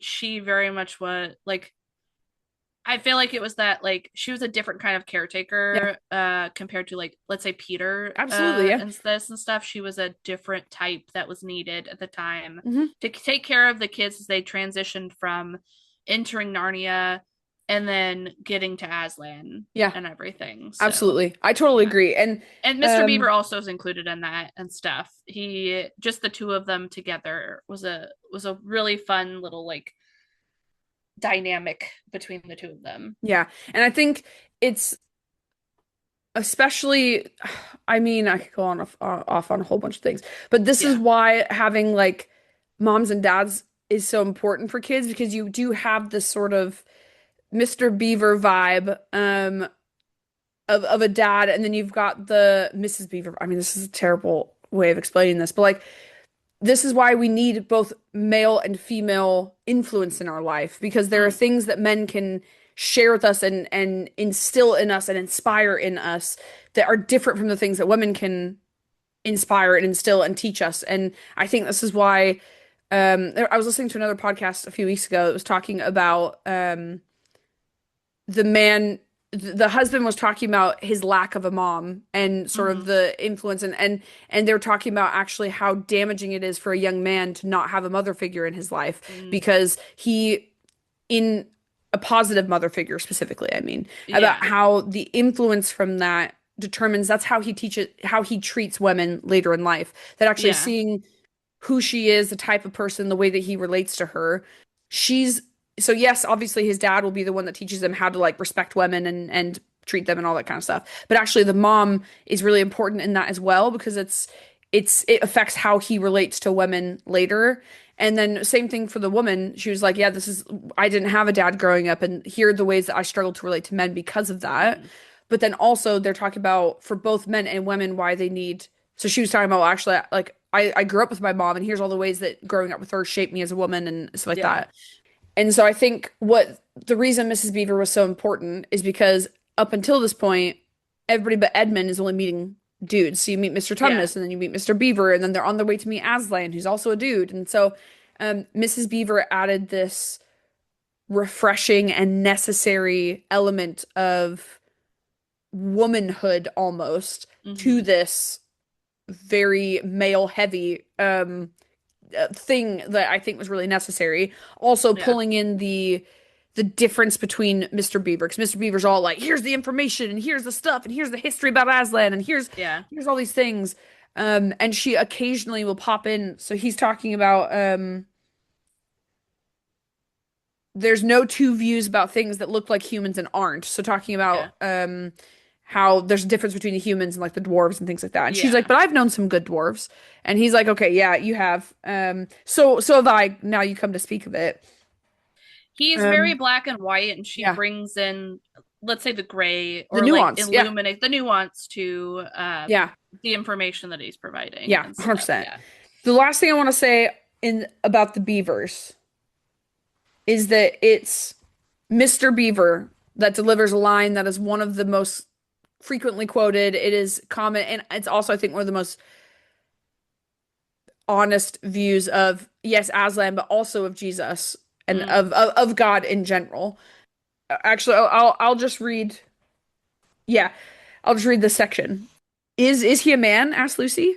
Aslan a man, said Mr. Beaver sternly. Certainly not. I tell you, he is the king of the wood and the son of the great emperor beyond the sea. Don't you know who is the king of beasts? Aslan's a lion, the great lion. Ooh, said Susan. I thought he was a man. Is he quite safe? I shall feel rather nervous about meeting a lion. That you will, dearie, and no mistake, said Mrs. Beaver. If there's anyone who can appear before Aslan without their knees knocking, they're either braver than most or else just silly. Then he isn't safe? Asked Lucy. Safe, said Mr. Beaver. Don't you hear what Mrs. Beaver tells you? Who said anything about safe? Of course he isn't safe. But he's good. He's the king, I tell you. And Peter, I'm longing to see him, said Peter, even if I do feel frightened when it comes to the point. I think it is really important to remember that yes, Aslan is strong and he's kind and he's good and he's the king and everybody's very excited about him coming back. But the fact is that he isn't safe. He's a lion. He's got claws. And when we talk about Don Treader, we'll talk about Eustace, who I think experienced the worst pain of coming to Aslan. of Yeah. any of the other characters that have come. Yeah, and so I think I just the beavers are really important to the story because they're the ones that Yeah. introduce Aslan, and we start to see Aslan through their eyes, and it's just the beauty and wonder. And also thinking Christianly about this, that how often, and not even how often, it is the most common way for people to come to know Jesus through a person who has come to know Jesus. Hmm. And that is whether it's your parents that teach you about him, whether it's people that your friends, whether it's a youth pastor or regular pastor, person on the internet, whatever it is. It is quite rare, not impossible, and we hear stories about this in other cultures, but it is rare for someone to just suddenly come to know Jesus because of a dream they've had or whatever. Hmm. I've heard of Yeah. people who had never heard of Christianity, never heard of the gospel, and lived in very like anti-Christian or just where it's just not there. And suddenly they have this vision of Yeah. Jesus and this dream of Jesus or something. And that's what sparks them to becoming a Christian. Baffles my dang mind anytime I Hmm. hear a story about that. Because I'm like, Yeah. how is that even possible? I don't understand it. But remembering that, like for me, I only came to know Jesus because of people around me that knew Jesus. And so it's that um the baton being passed on. So Mr. Beaver hands them the baton and says, "This is Yeah. Aslan, and we're gonna go meet him." And the kids are like, "That sounds scary, but let's go!" And they're off on a journey, which I think is Yeah. really, really important. Speaking of Aslan, Brandon, what are your thoughts on Aslan? Um, I think growing up, Aslan was one of my favorite characters. So my faith for me for a very long time, and still to a degree now, it's just some things have changed because of life and Hmm. everything. Um, Jesus was a safe place. Hmm. And I know a lot of people who've gone through what's the right way to put it? Issues with religion Hmm. and that kind of a thing. And I actually do sympathize with them in a lot of ways, as I've had conversations with them, Hmm. because I do have a lot of qualms with organized religion Hmm. for various reasons. My qualms are not necessarily all the same as like a lot of people have Sure. gone through, uh, like like like a lot of people say deconstruction of their Hmm. faith and stuff. Because my interaction with faith was very bare bones when we were Hmm. younger. And then my interaction with people who were truly people Hmm. who followed God and like had that connection, and I felt like truly embodied those aspects of God were what drew me into Hmm. that, and I felt more safe with them than I did with the people who sort of identified as Christians but never really did a lot with it. Yeah. Um and stuff, and I'm gonna throw their names out there, Pam and Scott. Mhm. Like literally Are I sorry, felt, which ones are they? Because you just oh, I'm sorry, I didn't specify. yeah. Pam and Scott were the ones that I feel like truly embodied Yeah. Okay. Mr. and Mrs. Beaver, I guess, in the Yeah. case I of love all of that. Yeah. this and stuff. Yeah, like they're not one for one. Like Of Pam course. is Yeah. a very like Pam is a very like tomboyish woman, and I love Hmm. that about her so much. And it's not that she's not feminine or Hmm. anything. It's just like she is go get 'em. She's rough and tumble. She's Hmm. super intelligent, super artistic, and that kind of a Hmm. thing. And then you have Scott, who's very quiet and stoic, but is secretly like hilarious. Sometimes he Yeah. thinks he's hilarious, and other times he's really hilarious, kind of a thing and stuff. Oh, I love it. And but then like also very kind Hmm. man who's been through a lot Hmm. and just loves deeply, but has sometimes a hard time expressing that Yeah. outwardly and stuff. And like, but they opened their home up for Hmm. years to kids, and I was one of those kids, Hmm. and not necessarily that I came from as hard of a place as like some of the other kids that came through, but they loved those kids so much. And it's like even in their own family and everything and stuff, Hmm. things weren't perfect with their own kids, but Yeah. like they still desperately love their children and have Hmm. tried so many times, like not even so, that's not the right way to put it. They have grown with their children Hmm. and like still make a safe place for them, Hmm. even when they haven't always had like the best relationship and stuff. They are Yeah. always a safe place that their kids can go back to. Hmm. I just like was with Pam the other day having Yeah. lunch, and it was like no time had passed, kind of a thing. It Yeah. had been a while since we talked. And I lived with them for a long time Yeah. and stuff because they were very generous. I honestly, they are the true involvement. I'm going away from the Aslan bit, sorry. You've But wandered like, so far off. Yeah. yes, but I'm coming back to it, I Yeah, yeah, yeah. promise. But like they they showed me what the true aspect of Christianity is supposed to be. And it's Mm, supposed to be a safe place. It's supposed to be a place of community.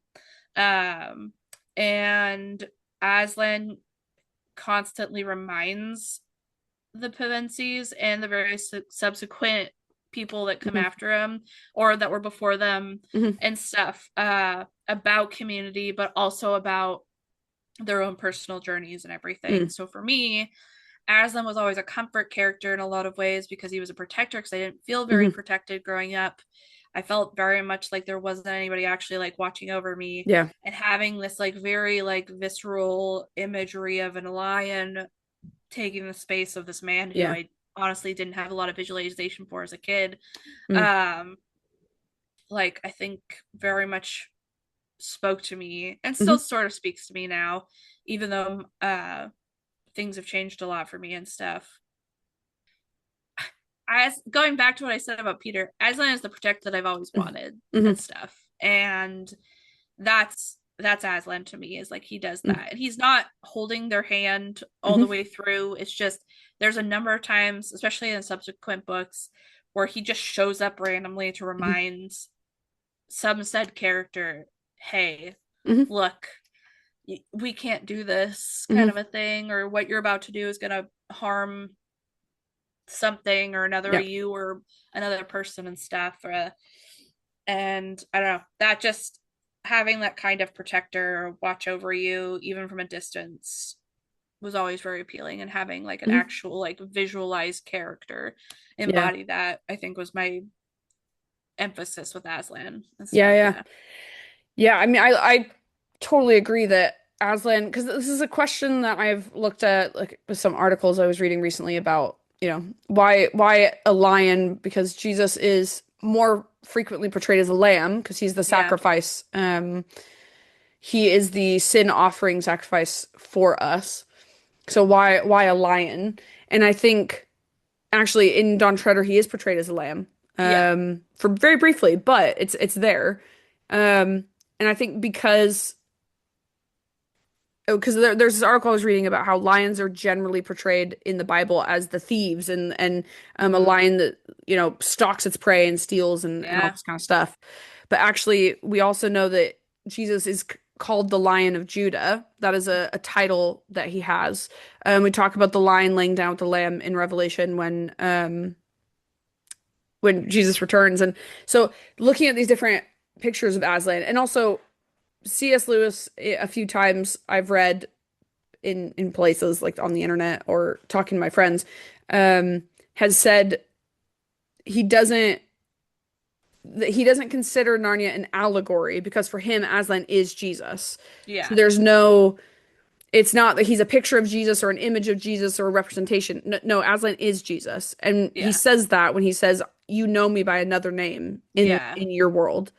Um, so I think growing up, I similar of where the protective and also the fierceness of the Mm. lion, where we, especially in our modern age, like to sort of see Jesus as this hippie, peace-loving, sort of peace and love, everybody. I was gonna say this actually ties in with what I thought I had about how a lot of time we portray him as a lamb, Mhm. and to how much sometimes certain aspects of Christianity emphasize that more Yep. than they should. And I'm Yep. not, but I feel like the you bringing up the fact that yes, we do see him briefly as a lamb in this thing. Both aspects of him are important, but when Mhm. we focus too much on specifically the sacrificial part of it, we forget that he is not just a lamb. Like Mhm. there's more to it than that and That he's stuff. also, as Beaver says, he's the king.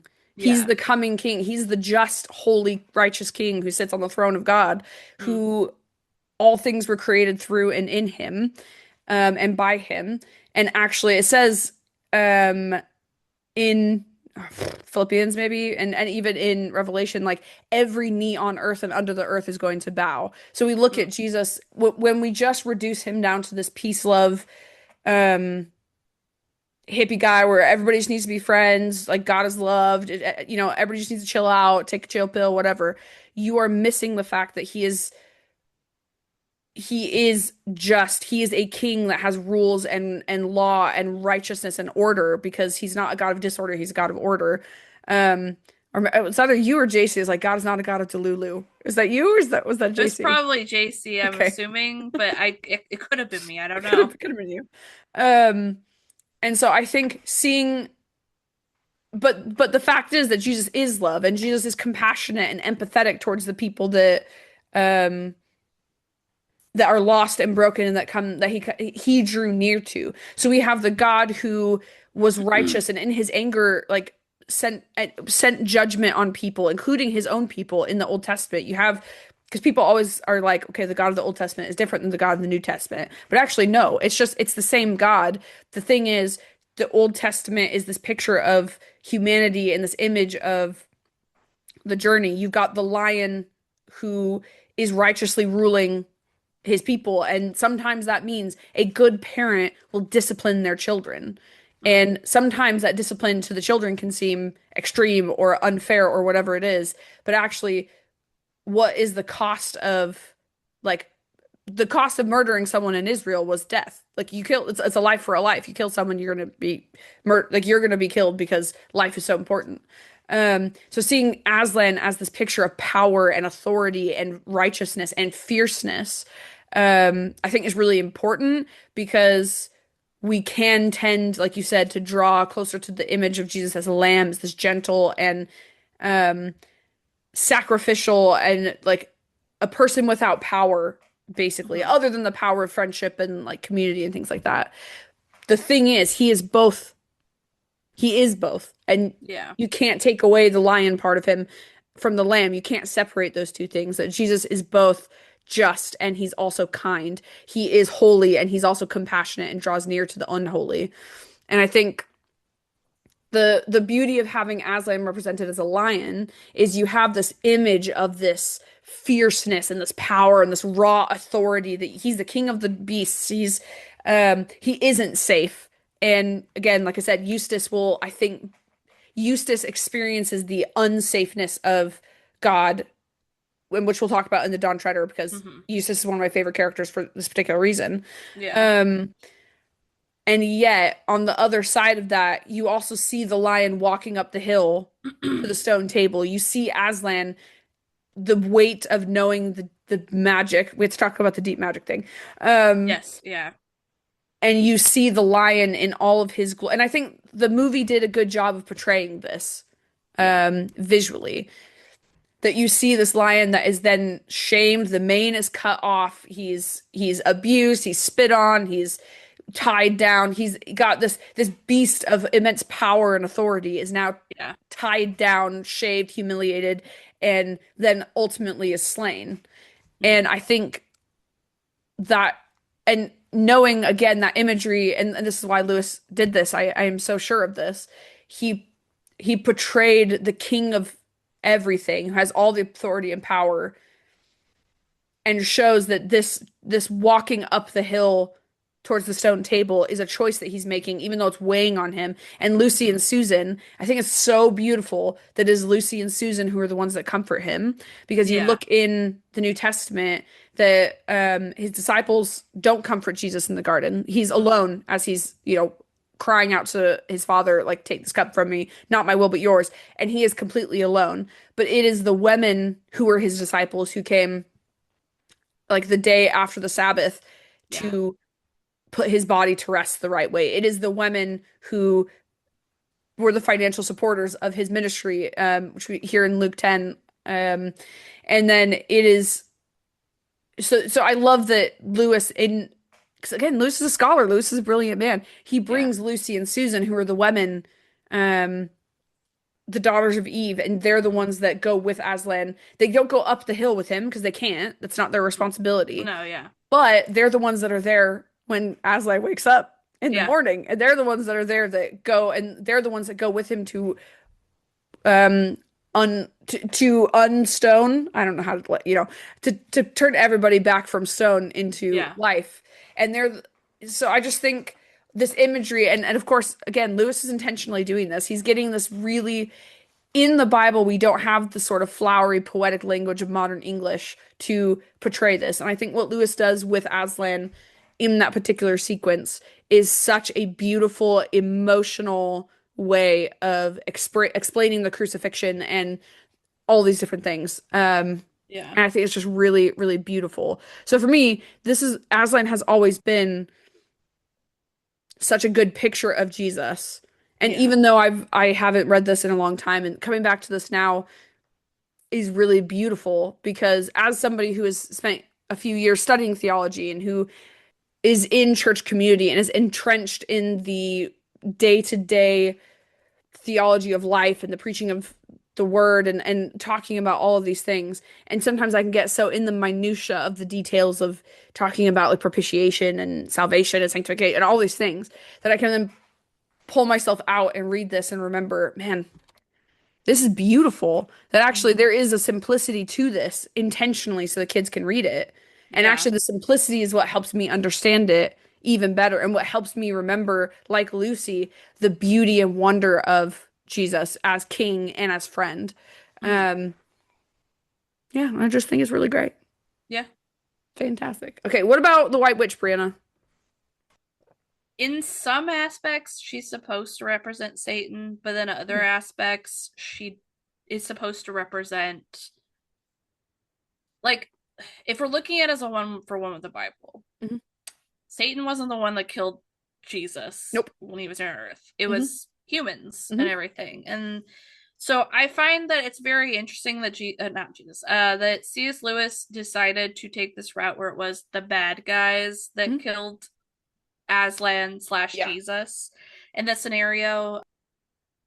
Yeah. So it's very interesting. I'm curious about like his like reasoning behind the White Hmm. Witch for certain stuff. We know, and like again, if you've read the series, you know this already too. This is a character we meet uh in The Magician's Nephew. Hmm. This is a remnant from the very beginning creation of Narnia. Yeah. And it has come back to reign terror on Narnia Hmm. at this age that the kings and queens exist and stuff. It's just interesting because she's also fully named. Like her name that we know her by in The Magician's Nephew is mentioned in this very briefly and everything. So I think Lewis had some concept of that at the Hmm. very beginning, even when he first like it took him a years to touch on her Hmm. backstory and stuff. I feel like she's supposed to be a mix of she was like a normal human to Hmm. a degree. Like she was a person who made some choices that Hmm. made her evil essentially. Hmm. Uh and she continued to choose the wrong things and Hmm. then helped corrupt Narnia to a Hmm. degree when it first like gave the first bit of corruption Hmm. essentially. So it's very interesting that he made that choice in like representing her as Yeah. that catalyst for the sacrifice that Aslan had to make and Yeah. everything. It's also interesting because like while this is a lot of ways, it's supposed to be very representative of Jesus's journey, it's also like except for uh the magician's nephew, everything else comes after the sacrifice, the rest of the Hmm. stories and stuff. Hmm. And there's not any like we have absolutely no experience with ancient Narnia and like the Hmm. things they went through. There's only a couple of like we again briefly interact with it with Magician's Nephew, Hmm. but that time between the Magician's Nephew in Narnia, the time between Magician's Nephew and the time of the White Witch and the ending of the time of the White Witch, we have absolutely no context for it except for some stories that are mentioned Yeah. by the king slash prince in the last battle, where there's references to like old stories of Hmm. kings and queens from before Peter in Yeah. the Vinci's time and stuff. So like it's very interesting that Lewis never touched on that part of the history and Yeah. everything. But I do think it was because it was more of supposed to be a focus on the after the Yeah. sacrifice. Her as a character, very stereotypical evil bad guy, Hmm. honestly. Like there wasn't anything particularly nuanced with her in the story. It's just she's the bad guy. She tried to corrupt Edmund and Yeah. did to a degree. But there was already something in him that made it easy for her to latch onto and Yeah. stuff because of the change coming. And honestly, I want to say because of Mr. Tumnus's one choice, he Mm-hmm. set up Mm-hmm. the fall of. And Absolutely. obviously, in the course of the story, we understand that this probably was all in Aslan's plan or whatever and stuff. Absolutely. But Yeah. like, just seeing it on paper, like Thomas's choice to rebel was her true downfall in all Mm-hmm. of it because she never got a true foothold over it and like Mm-hmm. her things fell out from under her and stuff. But the other thing that I think is interesting about her, she did play within the rules. Like that was another really Mm-hmm. big part about her Mm-hmm. thing is there was rules and stuff set in place from the Yep. very beginning that she was very aware of because she was there at the creation and Mm-hmm. stuff, and became well known in it, despite the fact that she's not in like she is not from Narnia Yeah. originally. She's from another dying place, Mm-hmm. and got pulled here, sort of. She Yeah. got a ride there, is more probably the way to put it. Mm-hmm. She Uh, got it right there. Yeah. that literally is what That's literally what happened. happened. Yeah. I just love Yeah. that. So, but she's very aware of this. And this is where we're going to come into the part where I talk Yes. about a very big discrepancy. It's not like a bad one that anybody noticed. And I actually didn't realize it till I re listened to the book. Me too. Uh, there is a quote that gets quoted so much from the movie. And it's Yeah. even used as a sound clip on TikTok a lot of the time for Yep. various like things. And it's Aslan saying to the White Witch, "Do not recite the deep magic to me, witch." Like I was that there is when it was written. it's written. But the funny thing is, and I think I can see why the people did that with the movie, but it's so much better in the book because she's like quoting like yeah, the rules to him about how the world works and there needs to be a sacrifice or whatever or something. And he's like, how would you remind me? Like I'll allow you to remind me of this Yep. information. And Yeah. I'm like, that's so more like Let me tell that's you. so Let let me me tell read you it. like oh yeah, you read it for me. Thank you. Okay. Well, said Aslan, his offense was not against you. Have you forgotten the deep magic? Asked the witch. Let us say I have forgotten it, answered Aslan gravely. Tell us of this deep magic. Tell you, said the witch, her voice growing suddenly shriller. Tell you what is written on the very tablet of stone, nope, table of stone which stands beside us. Tell you what is written in letters deep as a spear is long on the firestones on the secret hill. Tell you what is engraved on the scepter of the emperor beyond the sea. You at least know the magic which the emperor put into Narnia at the very beginning. You know that every traitor belongs to me as my lawful prey, and that for every treachery I have a right to a kill. I love also that Beaver and then the Bull both are just like sass the witch in the presence Yeah. of Aslan.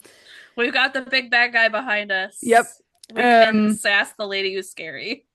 yeah. And that, yeah, it's just fantastic. Yeah. Not the quote though.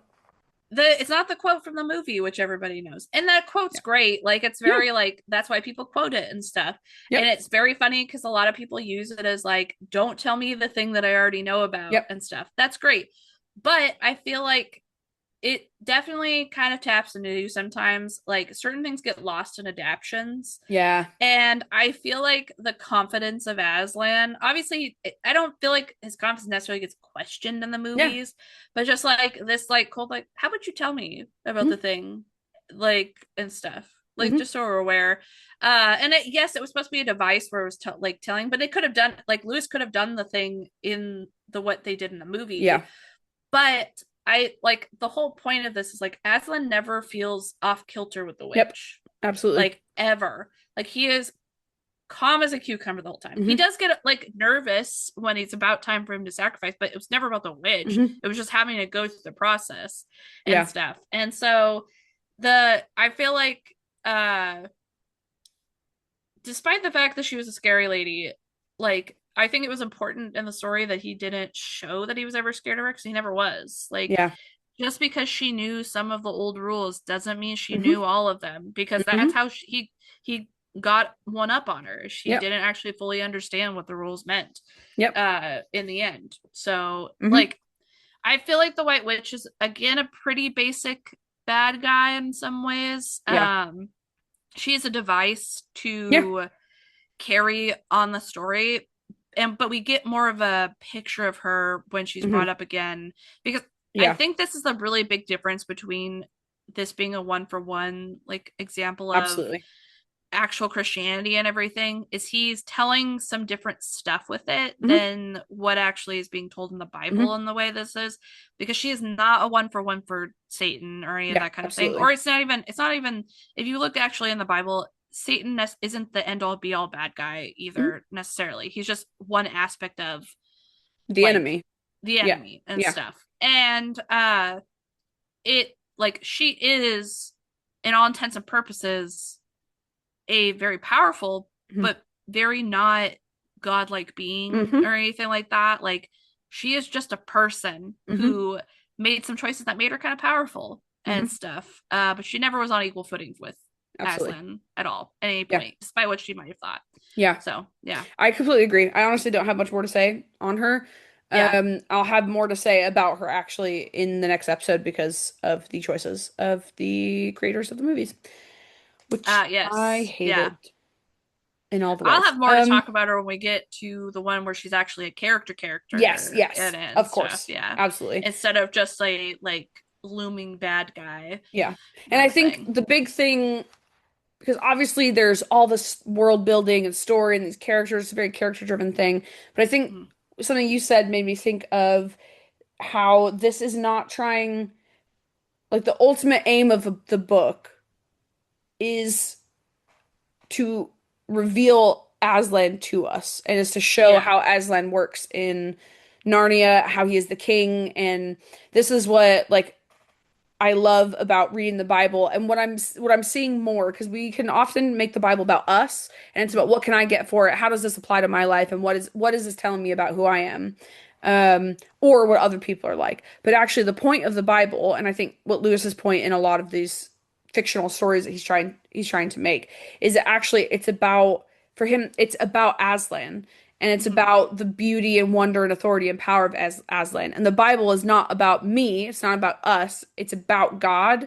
And it shows us who God is, what God loves and hates, and how God interacts with the world that he has created as the authority. Mm-hmm. And so I think it's really ultimately the story, even though Aslan is not necessarily the main character, as in we're not getting it through the point of view of Aslan. Aslan is the reason for Narnia. Yeah, Aslan is the king of Narnia, and it is ultimately it's never the Pevensey children or their cohort who are actually the saviors of the day. yeah. They are Aslan's the savior of the day. They're They're just a just vessel a agents. lot of the time. Yeah, they're his Yeah. they're his team, and they're the vessels through which he moves. Which I think, what, Brianna? My brain went there, Charlie's Angels for Aslan. Oh, okay. I was thinking more of the Avengers personally, but I guess That's that fine. works. Yeah. My coworkers and I joke, specifically the crew that closes with me on certain days of the week. We've joked about being Charlie's Angels, so The that's Charlie's why it Angels came. of Yeah, half-price books. That's yeah. really funny, Brianna. Yeah, so I think the White Witch for me is just kind of that, like, she's not the point. She's No, not, yeah, she is, as you said, a device to show that she had no chance standing up against Aslan. yeah, And I think I love that because, especially as in a world where we're getting a bit more spiritual, we're kind of doing this pendulum swing from the Enlightenment, whether it's not everything's very physical and material, but we're getting back into a bit of a spiritual age.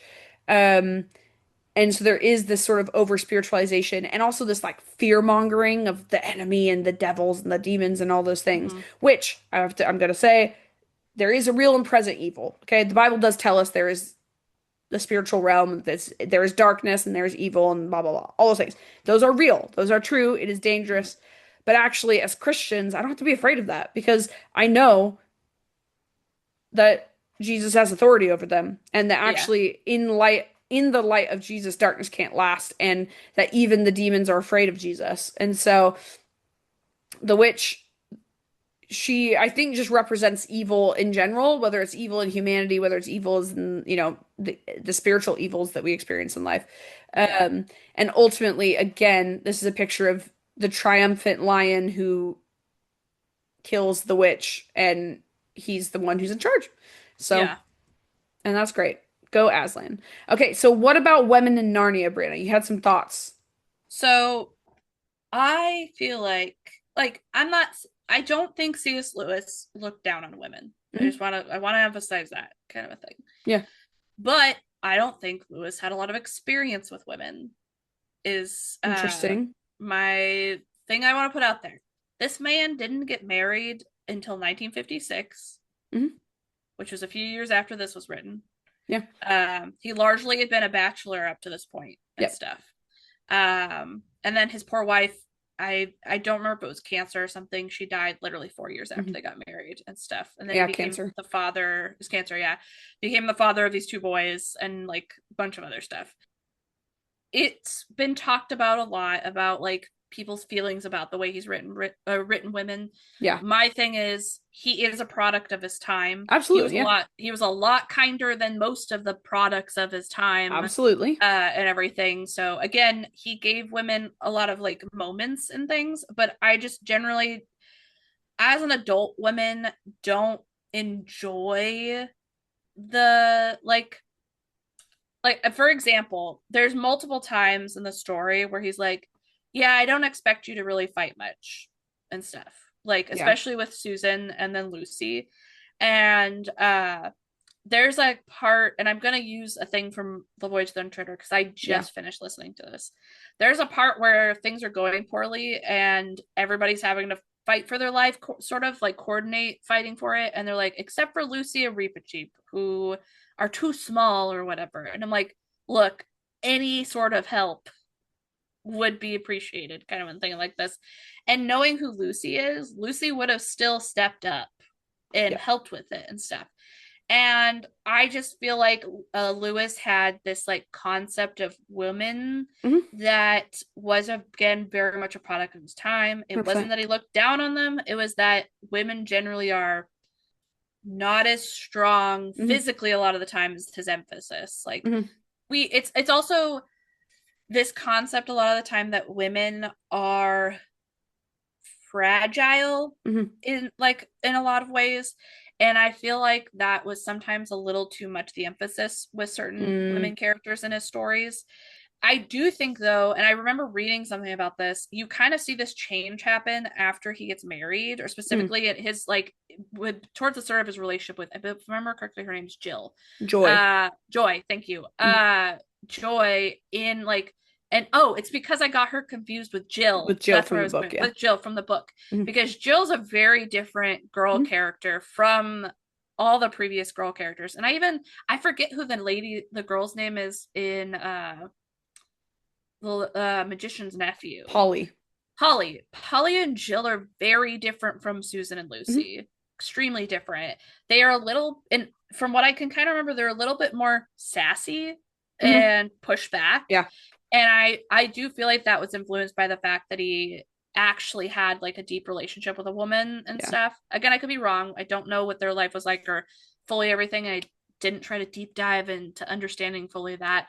But I do feel like the change in his girl characters, like his main girl characters, was affected by his deeper relationship with Joy and stuff. And I feel like, okay, so I looked it up, and again, Lion the Wardrobe was released in 1950. Hmm. Him and Joyce got married in 1956. Hmm. The last books were written around that time or released around that time.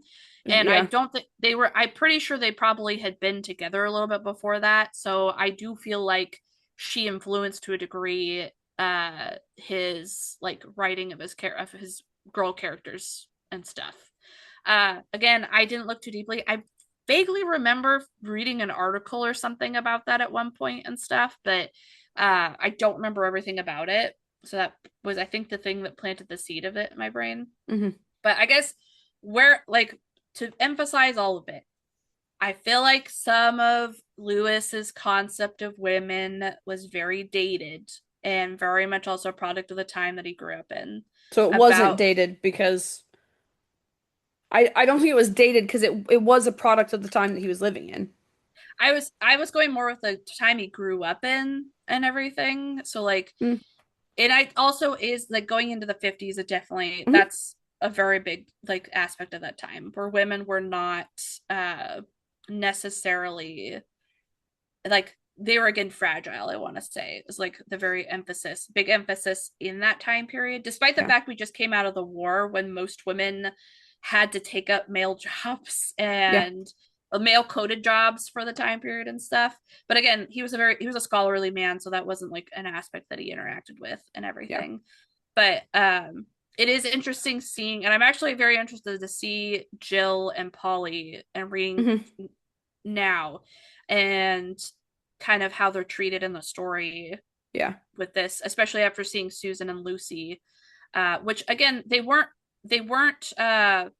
they were very active parts of it. It's not Mhm. that they weren't. Like I not downplaying the fact that they were the ones that I think Lewis recognized the importance of the women in the Hmm. story. I just don't always particularly enjoy the fragility that he gave them during certain moments and stuff. So, Yeah. I think that's really interesting just because you're totally right. He's, we do have to remember, especially with people writing from, 50, oh no, that'd be 75 years ago now. yeah. Ugh. Yeah. Um, oh my gosh, that just shooketh me. Um, you know, from that time that, again, we've said this, authors' writing is influenced by their culture and their worldview and Hmm. things like that. I think I think if Lewis only ever wrote women that were fragile, I think I'd be more like, come on, man. Like there's more nuance. But because he Yeah. did write more nuance later, and Yeah. actually there are other female characters that you run into who aren't fragile, but are actually like Mrs. Beaver, I would not say is fragile. No. She's Yeah. soft, she's motherly, she's Yeah. nurturing, but I don't think she's fragile. She doesn't, Yeah. necessarily go into battle to fight, but like neither does Mr. Beaver. No. So, Yeah. um, I think, yeah, I think the other thing to remember for me Mm. is there are some women who are fragile. Lucy Yeah. and Susan may have And just been that's the representation of yeah. them, and Yeah. that is good. So I think I would be more frustrated if ever the female characters he had were only ever fragile. But Yeah. because he does later introduce Jill and Polly and um I think some others as well, including who are evil. Like, you Yeah. know what I mean? I I think it's good that we have evil characters who are women because Mm. Yeah. especially in our modern day with certain aspects of feminism, it just all men are evil and that is like every villain is an evil man. And actually being like, well, no, women can be evil too. Like, Hmm. it's evil is not monopolized just as good as not monopolized by one sex. Evil is not either. And Yeah. so I think having evil villains who are women who are genuinely just like you're like, ooh, they're yucky, I don't like them, Yeah. um, is actually very important. Yeah. And especially because it then adds a bit more nuance. So for the fact that in this book we have the main villain is a woman. Yeah. And I'm like, I don't know the time how often that was a thing where it was a powerful woman who ruled cruelly and who was just at her core quite bad. That's really interesting. Yeah, and I think this is the problem with whenever we portray like masculinity or femininity as strictly it's only this one thing.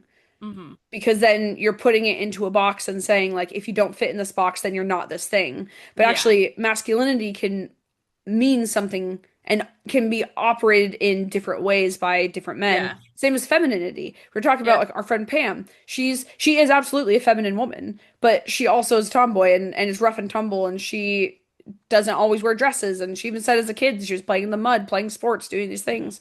It doesn't make her less of a woman that those are the things that she was really into. Yeah. Um, it's just her femininity is expressed in a different way. And so Hmm. I think you're right that I wonder, and I don't know actually if you're right. I should take that back. I bet you're right by saying Hmm. his particular relationship with Joy, Yeah. because one of the things it was her intellect that attracted them together. And actually, they didn't enter into a romantic marriage. They entered into a civil marriage because Ah, she okay. wanted to stay in England, Yeah. because her abusive husband, That's um, right. and so Yeah. she and Clive developed a friendship based on the intellectual parts of their brains, and Yeah. then they ended up like, oh dang, actually I like this person, and then Yeah. yeah, and then after she was actually diagnosed with cancer, and then they got married, Okay. um, Yeah. in a Christian marriage. And so I I've had this conversation with a few of my friends who are married women, Mm. and actually even my married male friends, that they would have been very different men if they Hmm. had not married their wives. And Yeah. in fact, it is the goodness and the things that they have grown into, all the really good masculine things they've grown into, have been in part because they married their wives. Hmm. And there's something in that the masculine parts of them that were positive masculine parts were brought out by their wives, and also by their wives challenging them and being like, don't be such a dum dum. And I think for Clive, it was probably similar. If there's, he's only got male friends really, and he has Hmm. some female friends. He did actually have some female friendships. Yeah. I And wasn't like, again, I never feel like he disrespects women at yeah, all. I just think he has ideals of women that are very dated at his time, like very much like a product of his time is yes, definitely. absolutely. And I think he, why I agree with that, but I also think there's in some ways he is ahead of his time in that, in saying Susan is an archer and she's a fantastic archer. So when she goes up in Yeah. Caspian against Trumpkin, like Trumpkin is astounded by like, whoa, like that was really impressive. Yeah. And she's just like, yeah, that's right. And she's also the only one that can swim. She's on the swim team. It's like she's sporty in Yeah. that. Yeah. So I think he is obviously of his time, but I think Yeah. there's some aspect that he's actually a little bit like he's kinder to women Yeah. than other things. Something I want to bring in that I had meant to say earlier and I almost forgot about, and I kept almost forgetting as we were talking. You actually brought this up is in like in this story, Mhm. literally the only large male female influence that we have, or like Mhm. woman influence we have is Mrs. Beaver. Yeah. Every other main character is a man, except Mhm. I'm excluding the kids from this. Yes, Like yes, we're yes, not yes. talking about Yeah. the core main characters. I'm talking about side characters. In Prince Caspian, Hmm. It's all men. all men. Hmm. Same thing with Voyage of the Dawn Treader. There's Hmm. only one other major female side character that is not named, Hmm. but is talked about a lot as we after we meet her and Yeah. everything. And again, I haven't reread the rest of the books yet, so I don't remember Hmm. if there is, but I don't have a memory of there ever being one. The one Hmm. that stands out as much as like Mr. Tumnus or any of the other side characters and stuff. Horson's boy. Horse and his boy, though that is not a human. Oh, I'm sorry. Mrs. That's Beaver's not a no, human. that's such a good point. Thank you. You're right. I appreciate that. Reaper Cheap's not a Uh, human. Cheapy isn't, but he's a very important character. Hmm. Completely correct. But I will say that's again another product of his Hmm. time, and it's still an issue today. Hmm. One of my biggest pet peeves in a lot of adventure things is, and this happens, it's not just men that do it, but women that Yep, do it. absolutely. Is especially in action adventure things, very rarely is a woman a mentor Yeah. or like they're like a great example. Another great example, again, I talked about this at the beginning of this podcast. I love isekai. Hmm. Even isekai that has a more like woman main character very rarely has Yeah. mentors or supporting cast that actually are on the same level as her Hmm. that are women Yes. and stuff. And there's a lot of reasons I could go into that. But C.S. Lewis at least has the excuse that he's wrote this in the like 40s and 50s stuff. So I'm Yeah. like, but I'm complaining about things that have been like released or written in the Hmm. last 2 decades. So Yeah. like that's been my like qualm and stuff. But that is another thing is like again, I feel like this is that kind of like Hmm. showcases obviously his main characters are affected by this and you see Yeah. the progression of like the women main characters. Mhm. Great, love that. But there is still this kind of concept that women can't be a catalyst Mm. for certain things because there were not it's not the right way to put it. It's not one of the stereotypes for a woman Hmm.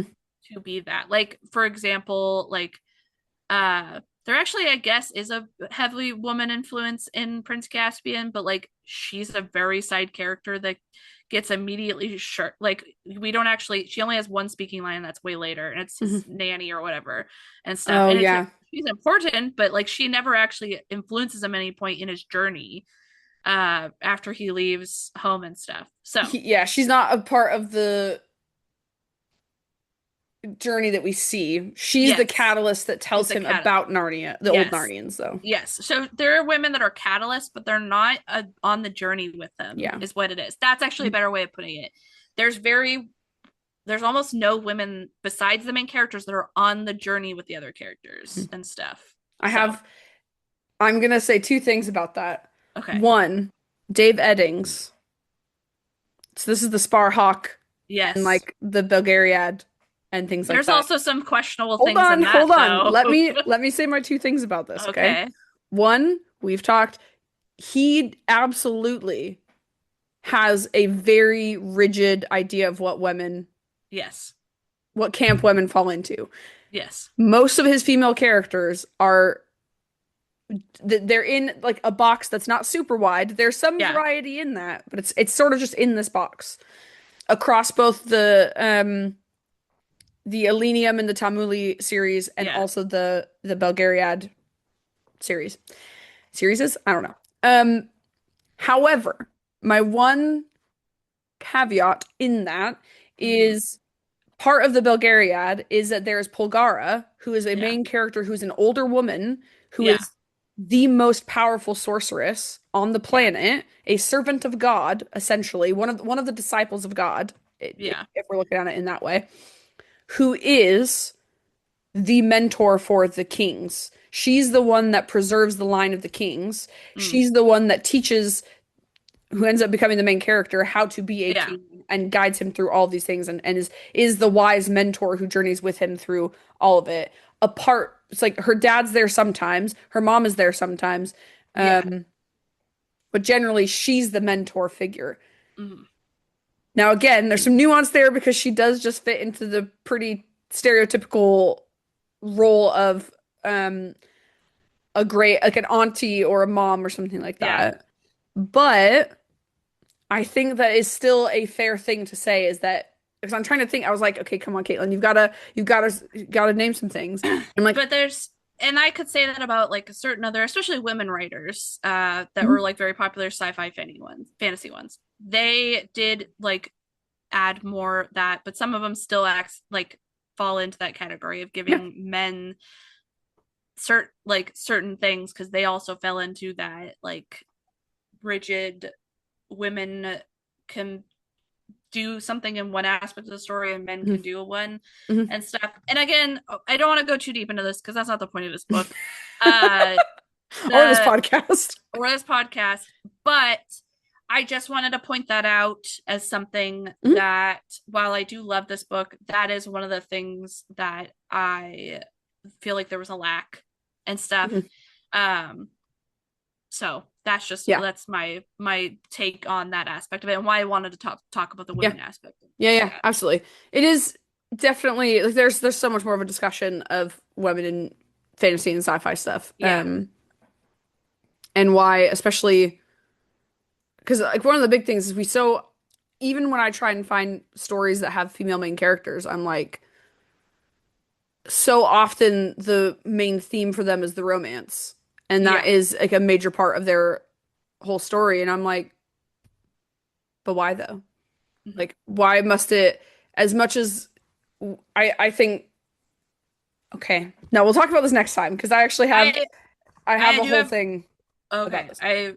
I'm excited to hear that. One thing I will say is even when it's a female main character sometimes, and yes, there is that like, and I'm not saying with all this because I can think of a couple that don't quite do this, but a lot of female main characters don't in certain a degree, and obviously certain stories aren't meant to tell this kind of a story, Hmm. but very rarely do I see a main girl character uh get kindness from other women, Mm. which is an aspect that we see a lot of kindness between these male characters and just the general main characters and stuff. But like very rarely I don't know. There's a lot of nuances to that. Mm. Like I and everything. So I don't know. Yeah, that's really interesting. Yeah, I'll have to think There's about I'm that a sure bit, people but can yeah, there's sure there's like examples of where that's not always the case, but it and I'm not explaining it quite right because I do realize there's nuance to it, but mhm. it's just Yeah. a thought that I I had. think one last thing to say on sort of kind of this topic is that Yeah. one thing I do appreciate is as much as maybe his views on women were a bit of his Dated. time, and Yeah. no, the thing is they're not dated because they are of his They're time. they're of his time. Yes, sorry. Yes. His the way that the men interact with one another and also with Yes. like the girls and the way that Aslan Yeah. as a male character interacts with like and throughout the whole series so far, because I've read three of them so far, I Yeah. think actually it's really like healing and good to see like there's nuance in the men, and yes, of course there is, Yes. they fall into certain categories and all this stuff, but even like Mr. Tumnus is a different aspect of masculinity than Yes. Peter, and you see even with Peter, Edmund, and Caspian the different Hmm. types of kings that they are and the different types of Yeah. guys, and so you get to see these different aspects and you get to see them how they relate to their sisters, and Yeah. yeah, I think that's really beautiful because Yeah. often when you have men written by men, it's very much. I was actually just reading a book and it's really good. I really enjoyed it. The reason it's not a five-star book is because the main character is a guy. It's written by a guy, and a lot of the times the like mention the descriptions of the women or like he's very much. I mean, it's also a 16-year-old boy, so I guess I have to kind of give that caveat, but I was just like, dude, stop thinking about how beautiful they are. Or like Mm. you gotta you're in like a death game situation. Like, come on. Okay. I get that, you're a 16-year-old boy or 17, 18, whatever. I feel But like like, even a come on, 16-year-old man. boy that's in a death game scenario is not going to get overly caught up in how beautiful a woman is. Maybe like you'll it Yeah. maybe one time, like, The first but time you see them, it's just like, oh, yeah, wow, she's yeah, hot. She might kill yeah, me. Oh no. yeah. Yeah, it was just But it then was really they funny. sometimes they spend a little too much time on it. Yeah. You're like, I look. What I will say in this book, this is getting so off topic, but is that the character also starts off the book married. Because in their society, you get married at a very young age because you only Okay, live till like you're in your 30s, so you kind of have to, whatever. interesting. We'll talk about this because I have to tell you all the things I read. Okay, You're gonna get a download when I see you later. okay, Um, but so he starts off married, and one of the things he just talks about how much he loves his wife, and so it's a very 17-year-old boy who's married vibe, but like very affectionate and very much like my wife's the smartest, the cutest, the hot, whatever, all those things. Um, and I was just like, bro. Come on, man. yeah. Like, whatever. Anyway, this is just my beef with the fact that so many times, um, female characters in books, like, there has to be a romance aspect to something that they do. Mm, And I'm like, yeah. but I understand. And this is what I'm trying. I would like to find more stories where that's not a thing. And actually, Mm, reading kids' books, there's more of that because yeah. it's not romance is not as much an aspect. It might be if you're reading like, teen things, there might be a little Yeah. bit of romance. So thinking about the Tamara Pierce stuff that we'll read, Yeah. which is written more for But the teenage thing girls. is the romance wasn't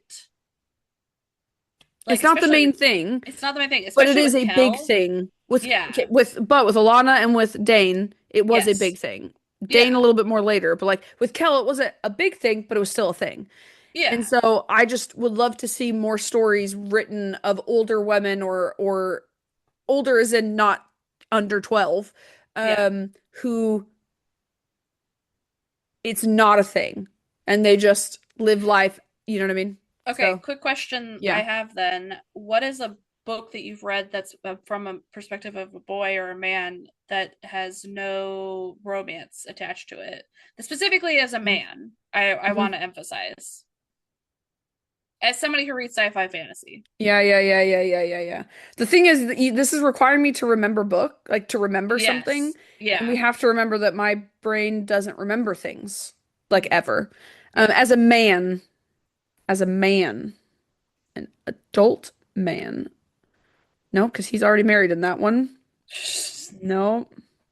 I mean, if a few of the Narnia, not Narnia, Redwall books. Okay, are you talking a human man though? I want like stereotypical sci-fi fantasy, they're humans kind of a thing. Yeah, okay. Because those are the examples of women that we've been given. Yeah.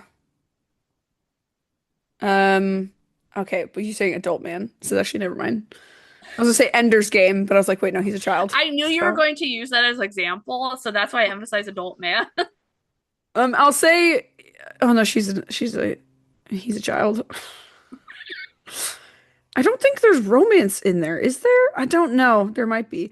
Oh, Project Hail Mary by Andy Weir. That's a good one, yeah. Granted, he's alone, so Yeah. I don't know if that counts. And his only companion is a little rock alien. Yeah. There Um, there is stuff like that, but that's usually because they're fully isolated in some examples. yeah. I think some of the other things I enjoy because I'm just gonna say it again. Okay, I Mhm. was gonna say The Martian, also by Andy Weir, but also again, he's alone on a planet. So, um, that's what it takes for Which a man to there's be. also there is isn't there romance in that too? You were telling me about some stuff with the team, Yeah, or but am that I wasn't the main misremembering? character. Okay, I see, I It see. was it was two of the side characters. Okay, I will say Um, we're going really, really off topic of we should probably finish out the yeah, yeah, podcast. yeah, yeah, yeah, yeah. Well, we can talk about this later. Yes, yeah. Um, I do want to you're figure totally this out right. now. I do. Yeah, I think one of the other things I love is when you have characters who are established already married. Yeah. So you don't have to do any of the pre-work. So actually the Nursery Crime series by Jasper Fforde, which is just two books, Yes, he's yes. married with five kids. Yeah, Two are his, two are hers, and one is theirs. yeah, And so there's something in that where it's like they don't have to do the hard work. And actually her role as his wife is really important because she's the safe place that he goes home to. And he's like, this is all crazy. And she's like, yeah, well, have you thought about this thing? And he's like, oh, no, I hadn't. Or he's getting really like depressed and down. And she's like, snap out of it, Jack. yeah. Get it together. Um, yeah. Anyway, all right, Breda, what about your nostalgia rating for The Lion, the Witch, and the Wardrobe? You have Nostalgia to give me a rating. nostalgia rating for each one of them. I'm just kidding. That was a joke. Sorry. Give me a nostalgia rating for The Lion, nostalgia rating for the Witch, nostalgia rating for the okay. Anyway, I feel like because of the concept of the book, I'd give them all the same rating, ah, nostalgia wise. the Wardrobe obviously is a 5 star. Everything else is 3. Yeah. Anyway, I'm sorry. Oh Go. my gosh. Okay, I would give it a 4.5 or a 5 because I I mentioned this earlier in in this episode, but I had the audio books Yeah. in a little thing that I got for Christmas one time because I was obsessed with the Chronicles of Narnia at one Yeah. point when I was younger, and I also was obsessed with C.S. Lewis at a different point in my like early-ish 20s and stuff. Yeah. So those were really big, and I also re-listened to them constantly at the Yeah. certain points. And I remember, and I was listening to the audiobooks this time because that's what I'm doing. But Yeah. these aren't the same ones Yeah. that were read by Douglas Grisham, I think Yeah. is what his name is. They're not the same one, and I really want to either find copies of it or find my old copy and see if maybe I don't know. I try to get them somehow because I would love Yeah. to re-listen to that older version of it. Absolutely. Me too. So that I found myself as I was listening to that, I was like, I remember that part. Yep. Like I remember the dialogue. Yeah. It's funny because at this point, or I think our listeners are already aware, I've already listened to Prince Caspian and Don Treader, Yeah. both have. And I didn't have as much of that feeling when I was listening to them as I did Lion the Witch and the Oh, wow. Wardrobe. Okay. Yeah, I just remember this now as I'm like Yeah. saying this and stuff. So that one is I feel like the most nostalgic for me, besides one other one, Yeah. that will be my favorite when we get to it and Yeah. everything. And so yeah, that it's a 4.5 or 5 because of that. Yeah. And also, and I can't remember if I mentioned this already, sorry guys, but that was the first book that dad read to me as Yeah. a kid and stuff. So like Yeah. it's extremely nostalgic to me. It's like Yeah. honestly probably one of the core stories that like the while the vibes of Narnia don't quite hit it for me now as an adult and where I'm at, and it's I feel like because it's very simplistic in a lot of Yeah. ways, and I want a little bit more complexity in what I'm reading Yeah. in both the characters and like world building stuff. Not like full blown Brandon Sanderson kind of thing, but just like Uh, a little bit more you want in complexity. the middle. Yeah, something in the middle. And they weren't quite doing it for me this time, but the vibes of just, like I said, like the kindness and that kind Yeah, of thing that you get from this world and the sure. beauty about it, those are the things I feel like they're a core part of me when I'm making something. It still Absolutely, yeah. influences that. So that's why I'd give it that rating. Yeah, I love that. I think for me, it's a five. And I would honestly like perfect score, give it a perfect score. Top, yeah, it is one, I think other than Redwall, one of the most nostalgic things for me. But the difference, Yeah, so with Redwall, that is something that I have read, gosh, over and over again for the course of my life. I know the context and the story so much better because I have engaged with it so much more over the last, I don't know, 20 years of my life. But so I think I already said this also. I don't remember dad reading it to yeah, me. So I don't know if that was a thing. He might have, he might not have. I don't remember. yeah, What I do remember is those CDs that you had, and I yep, remember my little CD player, my little Legos, my little setup, and I have. So for you, I thought it was interesting that Lion the Witch from the Wardrobe was the one that you remember so vividly. Because for me, which we'll talk about in our next episode, it yep. is there's a scene from Prince Caspian that I remember, and there's a Mhm. scene from the Voyage of the Dawn Treader that I always skipped Voyage of the Dawn Treader because of the Nightmare Mountain, because Yeah, the audio production in the books that we were reading that you had on the CDs, again, they were not one-to-one unabridged readings of the books. They were yeah. theatrical edited things. I believe they had sound effects I and want to audio say, engineering. yeah. I don't think it was just him. I think he was the narrator. I feel like Yeah. there was other actors and actresses on it because I don't remember it being a man's voice reading like Lucy's Yeah.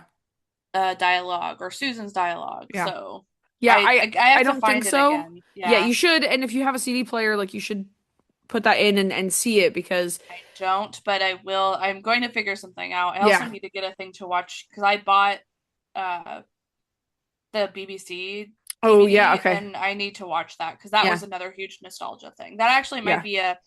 be a random thing Yeah. that we touch on at a later time. Yeah. In the Yeah, future. in the future. Um, yep, LOL. So I think yeah, there are scenes from that, which I'll talk about in that episode because I will also then have to talk about my violent rage, particularly around Prince Caspian. Um, The yeah, movie. so the movie, yeah. Yeah, I think for me it would be a 5 out of 5 perfect score of Yeah. nostalgia. And there is also for me, I think you and I have the same favorite Narnia book, if I Yeah. remember correctly. Yep. So when we get to that one in the future, we'll talk about more about a bit more about that. But in this moment, rereading The Lion, the Witch, and the Wardrobe for the first time in a Yep. very long time, Yeah. and I read that one with my eyes and I listened to Prince Caspian Mm. and Voyage John Charter. There's just something really magical. And intentionally, that's what C.S. Lewis wanted. Is he Yep. wanted obviously kids to be able to read it, but he said to his goddaughter, "One day you'll be old enough to start reading fairy tales again." Yep. And I think, I mean, I've always loved fairy tales, so I can't necessarily say that I'm old enough again, but I am starting to hit that point of being old enough to obviously I love complex stories, okay? I do love Yeah. Brandon Sanderson and the nitty-gritty details that he gets into. Yeah. But there was something really sweet and beautiful about reading the Chronicles of Narnia Yeah. and the simplicity of it. And even this audio series I'm listening to right now that I also read when I was young is a kids series. It's Mm. sort of set in England with pulling in some like ancient Roman and British like mythology Yeah. and a little bit of Christian mythology mixed in there as well, like Arthurian mythology as well. Yeah. And just that sort of aesthetic, that sort of vibe, that sort of feel. It's all just very nom nom nom nom for me. And so Yeah.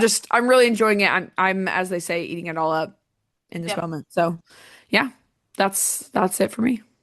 Love it. Do you have any other thoughts on the Chronicles of Narnia, the Lion, the Witch, and the Nope. Wardrobe? I'm good. Yeah, I think we talked. If this is, I was like, this is gonna be such a short episode. How are we gonna have this much to talk? Like, we're not gonna have that much to talk about. I'm worried for the next episode, Brianna, because that's two books in one. Yep. We're Oh gonna have well. to be more concise. No, we're not. Let's be real. Well, maybe we just won't go off on tangents as much. I say in the middle of Yes. a tangent. Yeah. Well, guys, thank you so much for listening to this episode of the Readers Clubhouse. If you like this discussion and you want to hear more, you can find us on YouTube, Spotify, every other Friday. Check our episode description for our socials. Join us in the Clubhouse next time as we discuss not one, but two of the Chronicles of Narnia books, because we figured to do 5 episodes instead of 7 of them. So we're Yep. talking about Prince Caspian and the Voyage of the Dawn Treader. Yeah. We will see you guys in a couple of weeks. Bye! Bye.